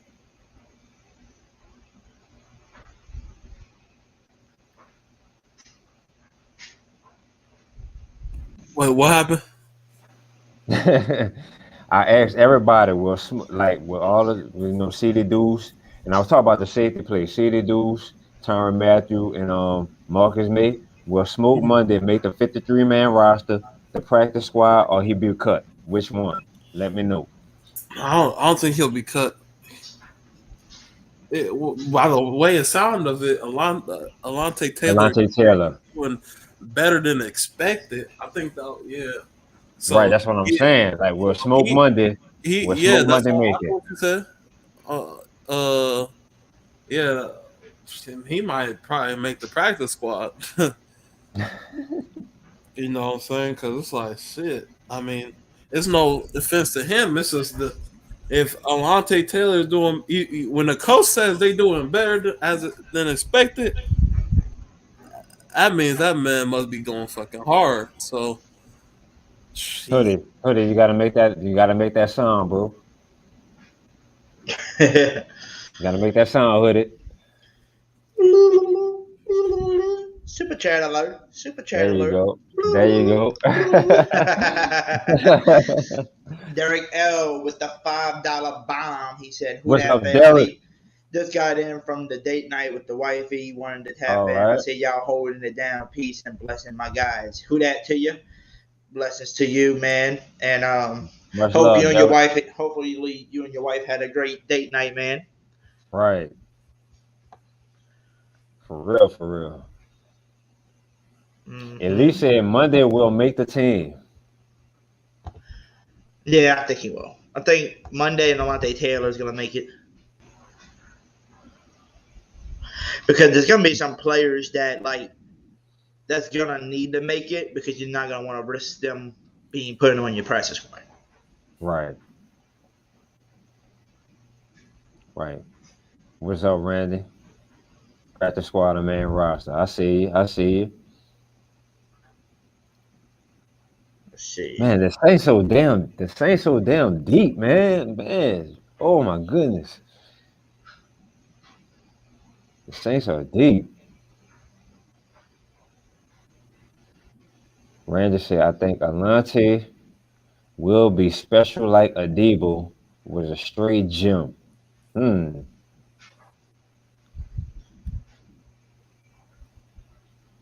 Alante was a second round, right?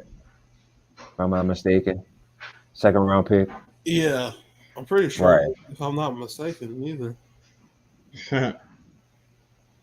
And they traded up to get him, right? So yeah, they really see a vision for Alante Taylor.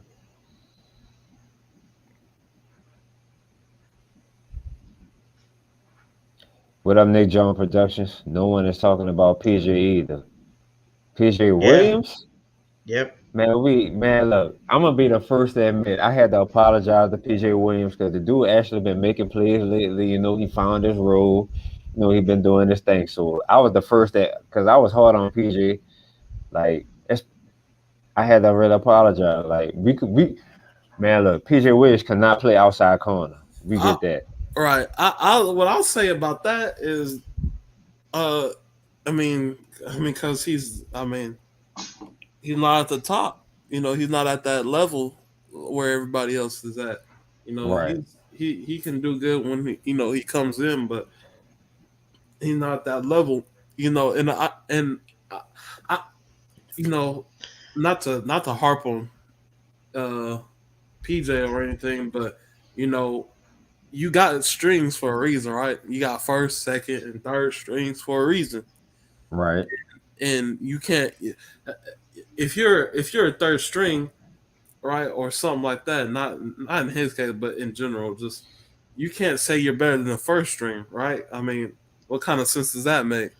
You know? Right. So it's like when you got someone who probably if Smoke Monday ends up becoming good, and he could probably take PJ's spot. So it's like when you got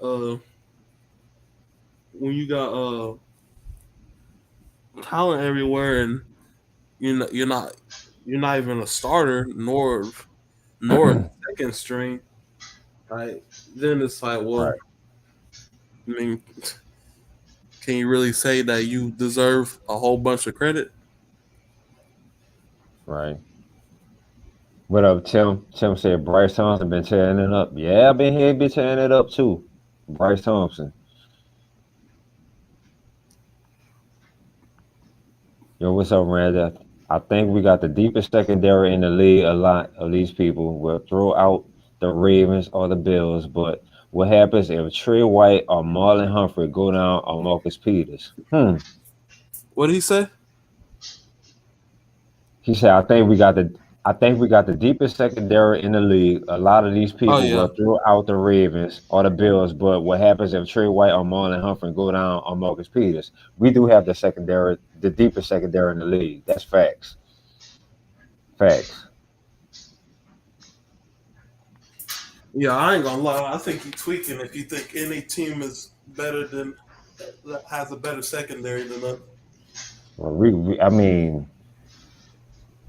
especially with the Honey Badger coming in, you know, Right. Devontae Taylor, you got Adebo, Lattimore. May. We pretty deep. We deep like an ocean. Right. There's nobody that's, if you think of it, there's like nobody that's average. Everybody's above average. Right. Can all start. Matter of fact, they can all start. Well, they are all starting. But I'm just saying though, the talent, they can be starters, you know, with the talent that they have. Tim Dunn says Gunners, JT Gray and Hoof. I feel you. Shout out to JT Gray. Shout out to JT Gray. Yes, sir. Yes, indeed. Yes, indeed. We probably got one of the deepest secondary, the deepest receiving core too. Right now we do. You said the deepest receiving core? One of the deepest. Not the deepest, one of the deepest. Okay, well, let's see. Michael Thomas, Jarvis Landry, Chris I said we Olave, got one of the best. What? Callaway, Deontay Hardy. Who am I missing? Oh my god. Yeah, I don't know, my God. No, my bad. I just saw something. That shit. Yeah, I think we got a solid receiving core. I can say I think we got the deepest defensive line in the NFL. Can we agree? No. I can't. Y'all say I'm missing Traquan Smith. I'm missing Traquan, Nick, and Tim Dunn. Traquan? What the fuck? Who said that shit? Nick Jones and Tim Dunn. He That's who I was missing. They trolling? Trolling. When you mention Traquan and you talking about that, that's how I know you trolling.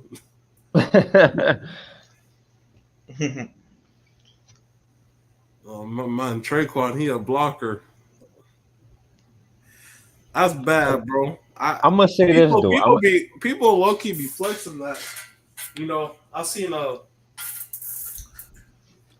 know who Mike Detillier is, right? Yeah. Oh, definitely. Definitely. I remember he talking about oh man, we should keep Traquan. He's a great blocking receiver, and you know, it's hard to replace that, and you know what I'm saying? And to me, I ain't gonna lie to you, but if I was a receiver, right? Mm-hmm. And a receiver, when you think of a wide receiver, even in the name, that it's a person that you're receiving. You're trying to get the ball, right? And your best attribute is something that a receiver is not known for. That shit that's not a damn flex. Like, imagine me being a cook and people say I'm a great spokesman.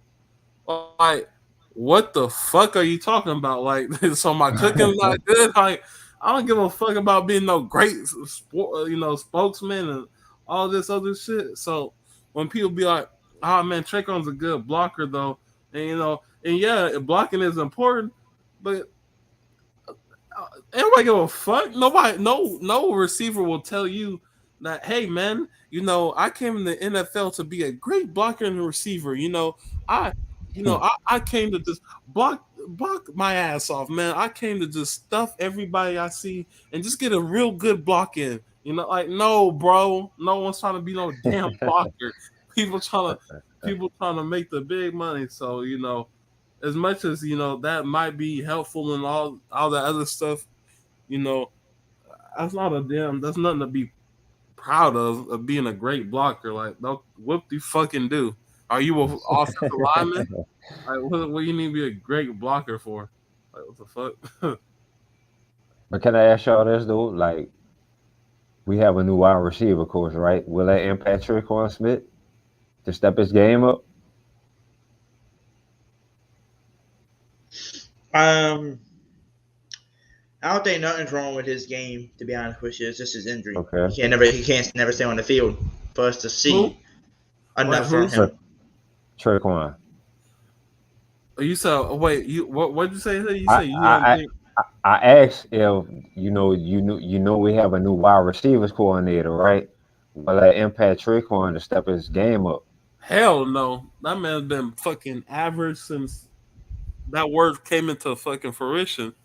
Like my man, like if you shit if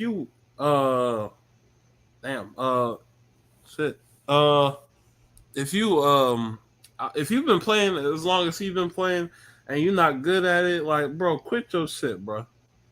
Let me first of all, let me just see how many years he's been playing. Well, hold on, I'm pulling this up right now. Hold on, give me a second. Okay, 2018. So 2018, 2019, 2020, and 2021. So he's been playing 4 years. My man has had 400 yards his first year, 200 yards his second year, 400 yards his. Like, I'll say this: he's consistently fucking average as hell.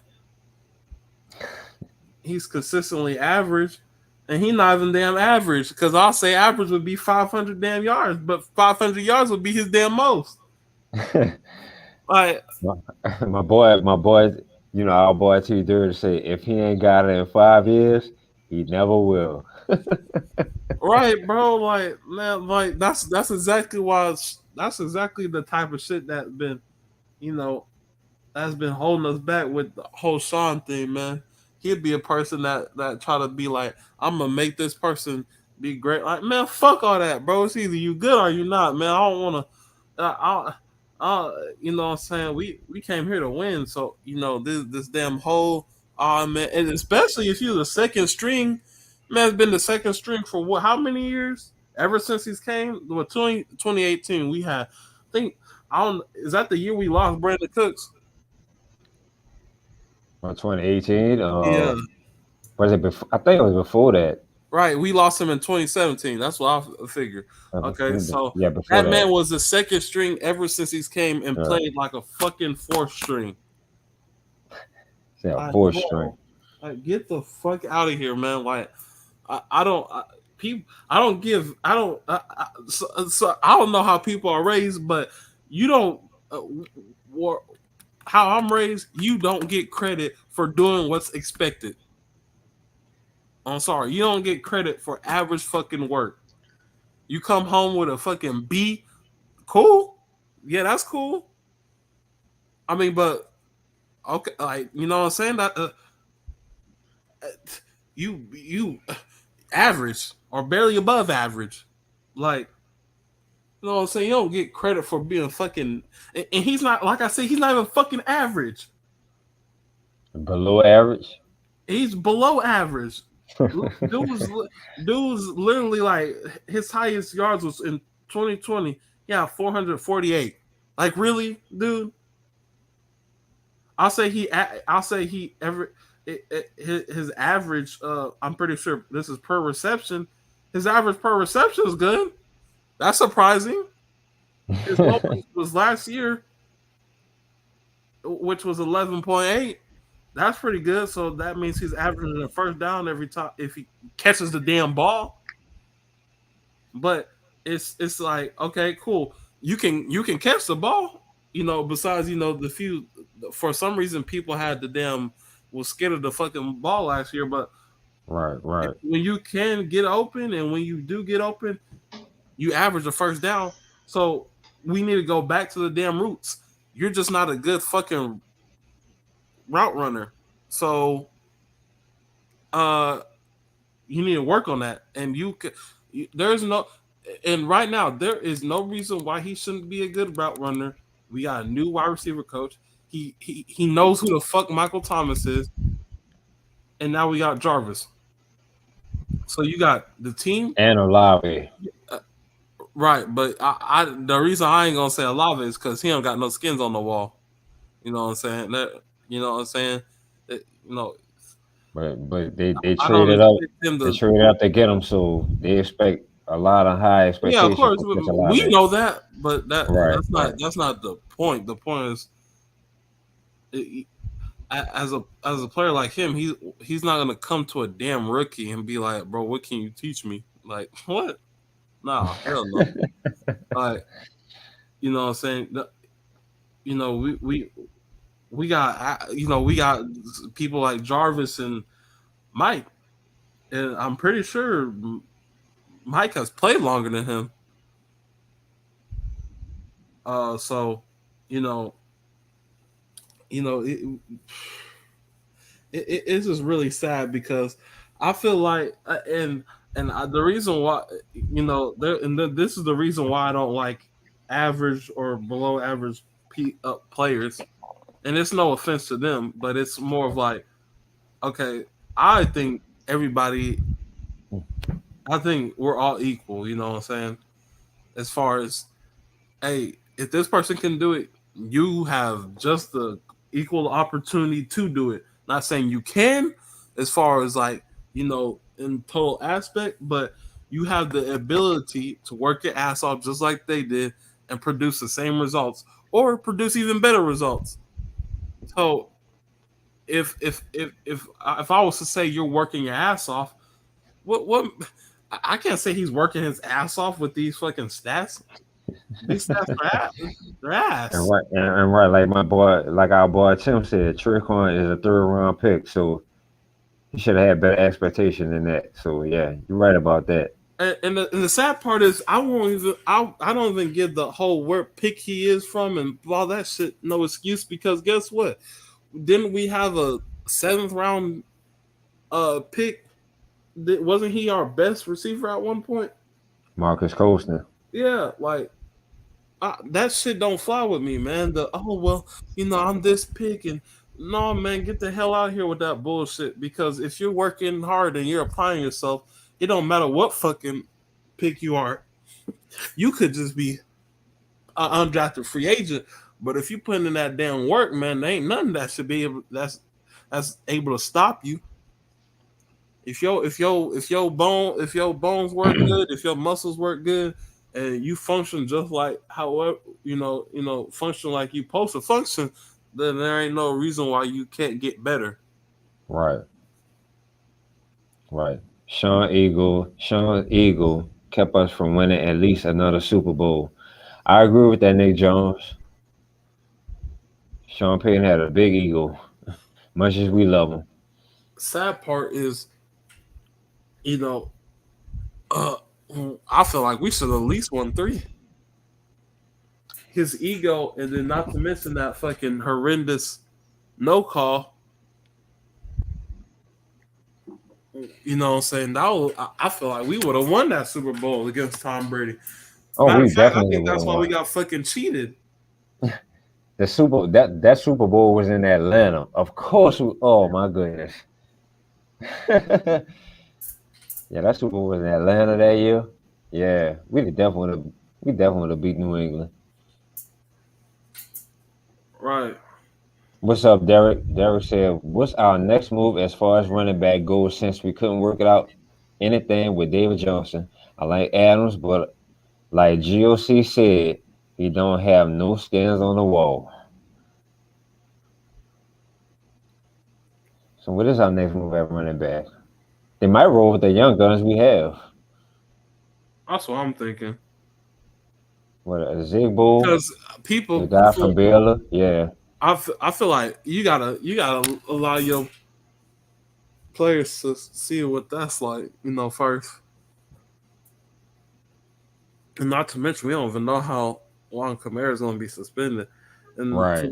to be honest, like if Kamara ain't suspended for more than 4 weeks, and there ain't no point in getting no damn running back. I can live the 4 games he ain't gonna be here. The game I can say we might actually need him is the Tampa Bay game, but I don't even feel like we need that because we didn't even have him when we blew their ass out. Right. We had him, but we didn't. Because he had so much of the damn attention, it's like he wasn't even playing. And then not to mention, what's the name been actually shutting him down pretty damn good. And I can't even hate Levante David. His bitch ass.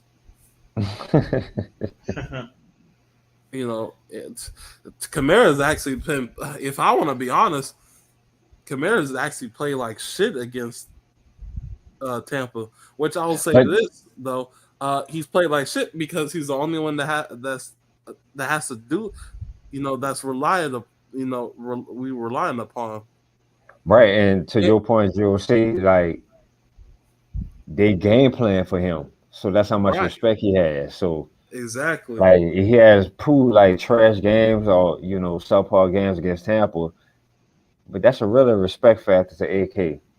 So other players have to step up, So right, and that's why I sound like these role fucking players. Like get that lame ass shit out of here.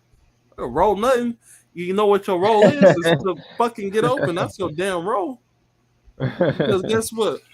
All that role playing shit, all that foreplay, all that shit is dead when guess what? The main guy's fucking out. Then it's like, oh fuck, we gotta do something. Oh god, oh I'm supposed to be the role player. Oh shit. Goddamn, I gotta step up. I gotta do something. So then but it won't be a problem if guess what? Everybody trained to fucking go. You know what I'm saying? Right. Then it's like, okay, he got hurt. So okay. Up next. You know what I'm saying? Straight like that. They might not be able to produce as high as a level, but hey, man, guess what? I'd rather have that. I'd rather have you know what? I'd rather have I'd rather have 3 receivers, all 3 of my receivers put up 500 yards each than have just one person that's putting up 1,000 like 200 yards. Because you know why? I can work with the damn 3. You know what I'm saying? Putting up 500. You know what I'm saying? That's gonna allow me to do other stuff. Control the clock more because it's not gonna just be one person. You know what I'm saying? Run the ball more. Yep. You know. Trey Zach. Yeah, go ahead. Trey Zach Butts for Josh Jacobs. What y'all say? Sounds good? Josh Jacobs? Is he talking about the running back? Yeah. Yeah, the running back. Dude, you make that kind of trade, they gonna spit like I ain't gonna lie, that's spit worthy. If we make that type of trade, they're gonna suspend AK for 4 years. For 4 years of it. Just because y'all want to be cocky and trade for somebody just because we're gonna suspend them for a few games? Fine, 4 years. Yeah, they hate the Saints. Man, my goodness. Man, we'll see, man. But that's why I said I don't worry about stuff we ain't even seen yet because imagine we doing all this tripping and they don't even suspend them. It's like right. You're complaining for what? Because then you just look like a complaining ass, team. Just oh my god, they're gonna just do us so horrible, man. Oh, they're gonna do us so wrong. Oh man, no suspension. Hey, this is how I see it though. I mean, if you did suspend Arizona for the same shit that he did, beat the crap out of somebody, put him in the hospital, almost lost an eye, then why should Kamara be suspended too? I mean, hey, you know what I'll say though? I've always said that I don't feel like nobody should be suspended. Hey, And a fight is a and fight. unless they do something that was like that, that helmet thing with what's the name did Miles Garrett, you know what I'm saying? Yeah, for Cleveland. Yeah. Because it was like that's an in-game thing, and we don't want to promote that as far as, and that's in our building, that's in our stuff. But how I see it is, hey, whatever they got on their outside life, we do not care. Just like Mike Tomlin said, we do not care, because guess what? Because outside of us, they have to actually deal with the actual real fucking consequences. Would you rather, guess what, get suspended for a whole year or go to jail for a whole fucking year? Like, you know what I'm saying? So there's worse consequences outside. So what's the point? To look cool, to be like, oh man, the NFL's a good, outstanding citizens. No, the fuck they're not. We know that for sure. Right. No, they're not. Because if you know what I'm saying, because if that's the case, then you wouldn't see a lot of stuff being damn uneven. There's a lot of situations that are damn near the same with like, okay, look at this. Kareem Hunt, you remember when he had the whole thing about him and his girl? He didn't even hit his girl. I think he ended up pushing the dude, his somebody, right? He pushed him and he fell into the girl. He didn't even hit the girl. And guess what? He got cut from the fucking team. But like we said, Jerry Rice, we see him drag the shit out of her ass. Oh, yeah. Drug her ass like a ragdoll her ass. And what he get I don't even want to put, I don't even know what number he got, but he didn't get no fucking cut.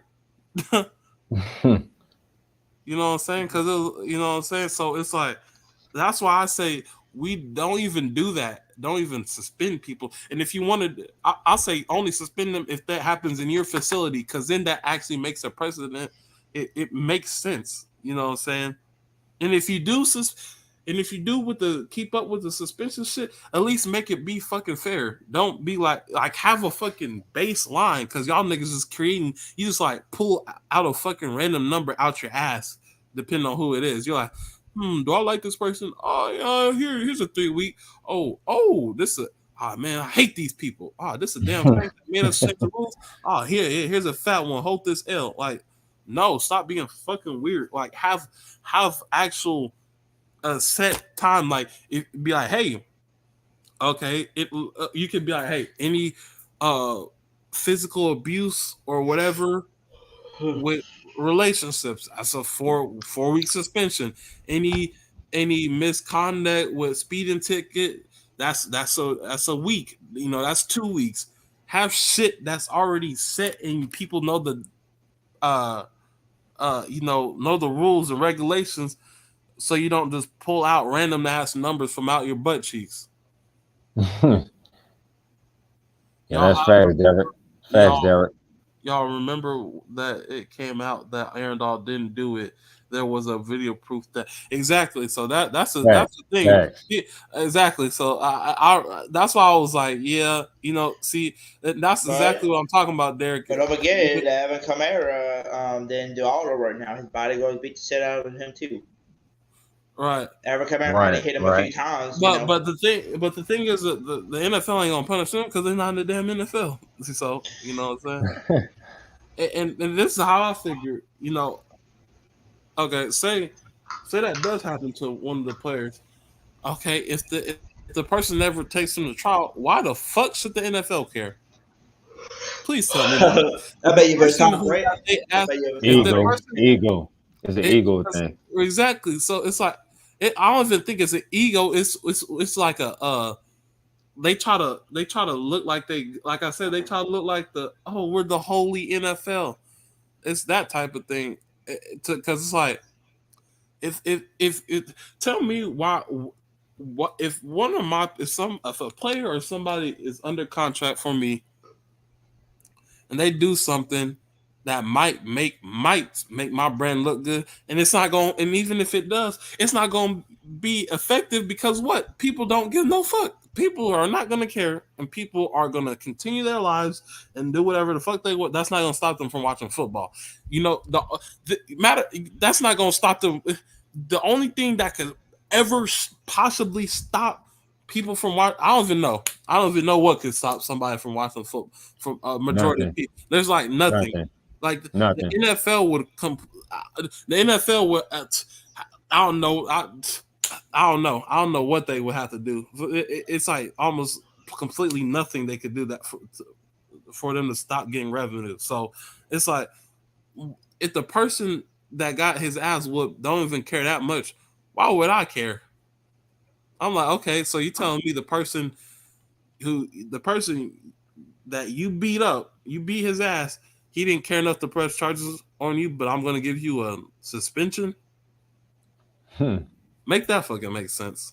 Like, right. No, like, you know what I'm saying? So I hate those. I really hate that shit with businesses where they trying to protect their image. And, you know, and it's a fucking it's fraudulent as hell. You know, it's fraudulent as hell because it be the craziest thing to where, the company, it'd be like, the company, they're supporting LGBTQ plus, but the damn owner is like, don't give a fuck about none of that shit. So it's like, what the, like what, like y'all doing that for what, man? And that's how I am as a person. You know, people want to be coddled nowadays. They want to be coddled and, you know, getting thrown a bone and shit. Man, I'm like, CD, man, don't throw me no fucking bone. I don't need your fucking handouts. I don't need your damn congratulations. I don't need none of that shit, dog. You can keep that shit to yourself, bro. Because when people actually, you know, need somebody on their side or whatever, they ain't never there. You know what I'm saying? People want to always come in after you done fucking showed the work. But I mean, that's cool. That's how the world works. You know what I'm saying? Nothing we can do to stop that shit. You know what I'm saying? So, you know, I don't even know why a lot of these companies be even faking with that bullshit. Like, you know, you remember that the Gucci thing? You remember when they made that that little racist outfit that had it was like blackface. They had the big black lips and the whole thing. That didn't stop niggas from buying Gucci. They complained for a couple of days, and then them same lame ass niggas continue to buy Gucci. So it's like, right. So man, people can miss with that bullshit and all trying to look good. What up, mask up? Don't sleep on Boom and Zoom. That's right. But fellas, I'm about to end the podcast. Yeah. Oh my god. Well, I appreciate everybody that's still in here at 2:30 in the morning. We got 27 of y'all watching. Still, most of y'all probably fell asleep with the podcast on. That's my guess. But thank you everybody that came on the podcast and chatted it up with us. You know, Jerry, Miss Megan, Mr. Randolph, who's still back here in the back. He just fell asleep. Like if I really put him back on the thing right now, you probably hear him snoring. So myself, Mr. Randolph fell asleep. He was snoring when you was gone. He came back. We took him off the screen already. So. Oh, he was snoring. Oh, okay. Yeah. Poor man, Mr. Randolph. Yeah. Oh yeah, he was gone. But hey, let me look at it. I think he is at Hey, you right, T Dirty. You know, 1 week of protests. That's what's wrong with our. That's what's wrong with our people, bro. No, you know what I'm saying. And I feel like that's where we gotta take accountability to where, you know what I'm saying, we got a problem, and it be one damn week of protests or whatever the protest is, man. That's why I'm like, man, fuck all that because if I want something done, I'm gonna do it. I'm gonna get that shit done. You know what I'm saying? So, you know. In the protest, you know that's cool and all, but it, you know what I'm saying, it really don't get shit done. It really don't get shit done because think of it like this. Well, we had ever since the first. Y'all realize this? Okay, think of 9/11. You remember when that happened? You know how quick it was for them to fucking change the damn rules, and it got fucking implemented. Look at it. Look at what the school shooting shit is. Guess what? they cared more about that 9/11 shit. That's when it like I said, as soon as that shit happened, guess what? They said, okay, hold up, Paul. We gonna stop for a while with transportation and all that shit. And we gonna set ground rules and we gonna work shit out. But nowadays, guess what? A person can 18-year-old can buy a damn AK and go and no Alvin, you know what I'm saying, and go shoot up a damn elementary school where little kids are, you know what I'm saying, and they don't give no fuck. They don't give a fuck about your kids. They don't give a fuck about you. They don't give a fuck about your kids. They don't care.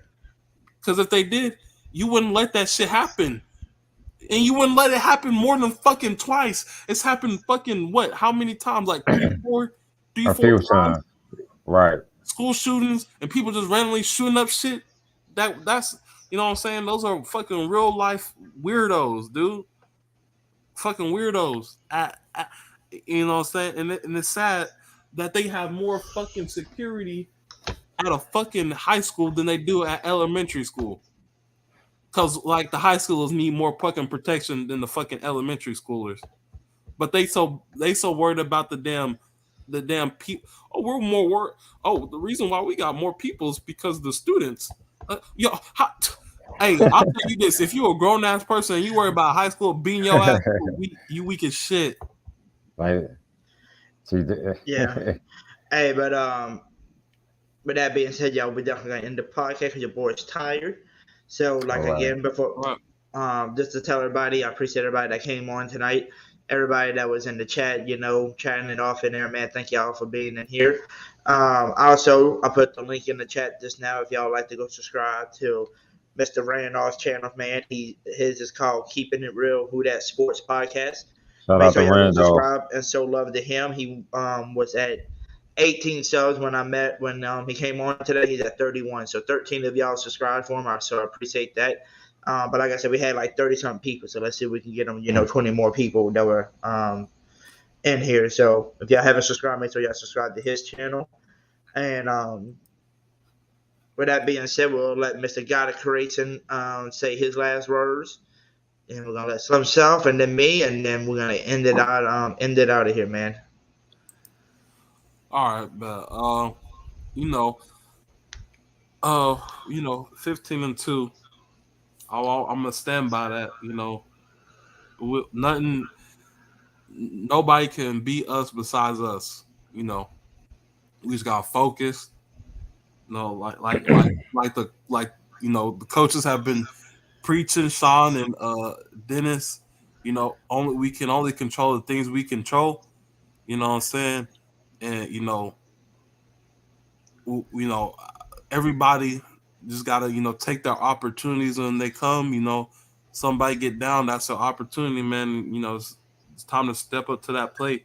And we don't need to be a team who's driven and gets slurped off by the social media. You know what I'm saying? We don't need that. Frankly, I don't even want that. You know what I'm saying? But that's okay, because we know we gonna fight for that respect. Regardless, they gonna have to give it to us. You know what I'm saying? They gonna have to give it to us. We gonna be like Debo. We gonna snatch it up.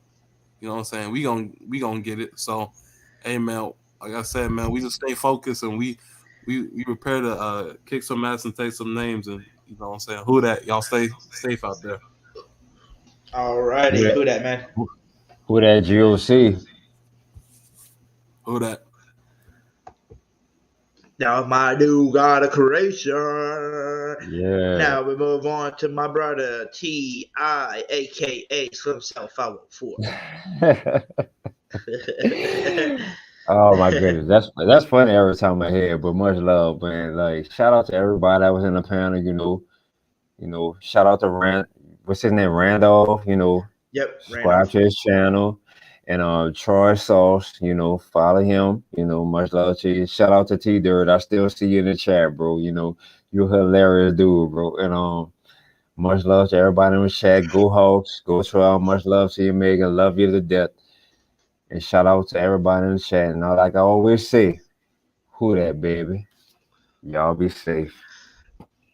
You heard him. And with that being said, if y'all don't see me Saturday or Sunday, just remember it's Father's Day weekend, so we're gonna be busy as hell, at work. So I definitely know I'm gonna be getting off super late both days. So if y'all don't see me Sunday, maybe Monday, but like I said, I'm gonna be moving a shitload of stuff out Monday. I gotta be moved out by Thursday, and Monday's my last day off from any job. So I'm gonna have to get most of that stuff moved out probably Monday. So if I do go live Monday, it will be Monday night again. Probably around the same time in the late evening shift, probably around 9:30, 10 o'clock. So with that being said, I most likely will see y'all Monday night. Like I said, I probably won't be able to see y'all over the weekend. And also make sure you hit the like button on your way out if you haven't already. Make sure you hit the subscribe button for your boy, and also turn on the notifications so you don't miss out on any of the great podcasts that we do on here. On any of the great giveaways we do money giveaways, jerseys and hats giveaways, NFL tickets giveaways, you name it, we do it on here. And also we do great donations as well, donations to children's hospitals, donations to the food banks, and etc. So that's what we do on the channel. We all give back to our community to make sure y'all sharing this all around the world to everybody so they can subscribe and know what we're doing.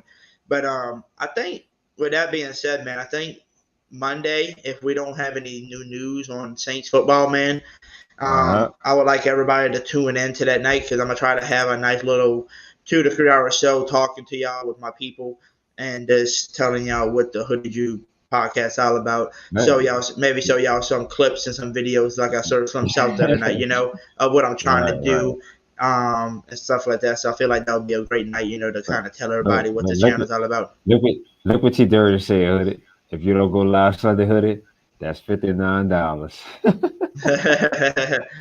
It's okay. I'll hit the live button while I'm at work. You're just gonna see a screen. You're just gonna see the ceiling fan at work. Good night, Derek. Yeah. So good night to everybody, man. And like I said, we'll see y'all Monday for sure.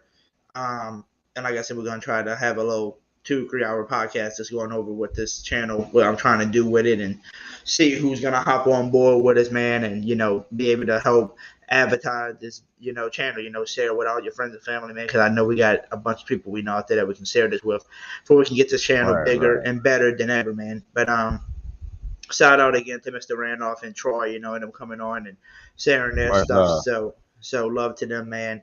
And with that being said, man, we're gonna be heading out of here. See y'all Monday night. And what is the thing we say before we leave? What do we say? Who that, baby? You heard him. Who that, baby? We love y'all, man. See y'all Monday night.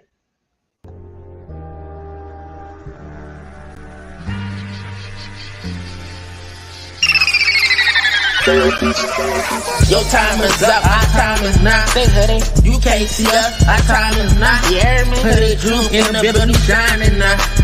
You can't see us, our time is not at all. Your time is up, our time is not. Say Hoodie, you can't see us, our time is not. You hear me? Hoodie Jube in the building shining now. That N.O. You can't see us, our time is not.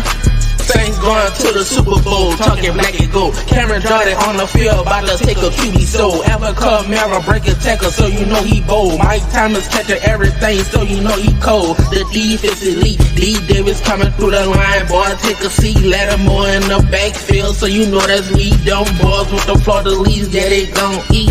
Yeah, we talking Pyromatic, we talking Marcus May. We in the backfield, we gon' make them pay. Them boys hitting hard, they need an X-ray. Yeah. We talking black and gold. We talking black and gold. We talking black and gold. We talking black and gold. We talking black and gold. We talking black and gold. We talking black and gold. Straight to the Super Bowl. Your time is up. Our time is not. Say Hoodie, you can't see us. Our time is not. Woo. Hoodie Jube in the building. We shining now. We shining. You can't see us. Our time is not. You hear me? Your time is up. Our time is not. Woo. You can't see us, our time is not. Say Hoodie, Hoodie Jube in the building, we shining now. You can't see us, our time is not.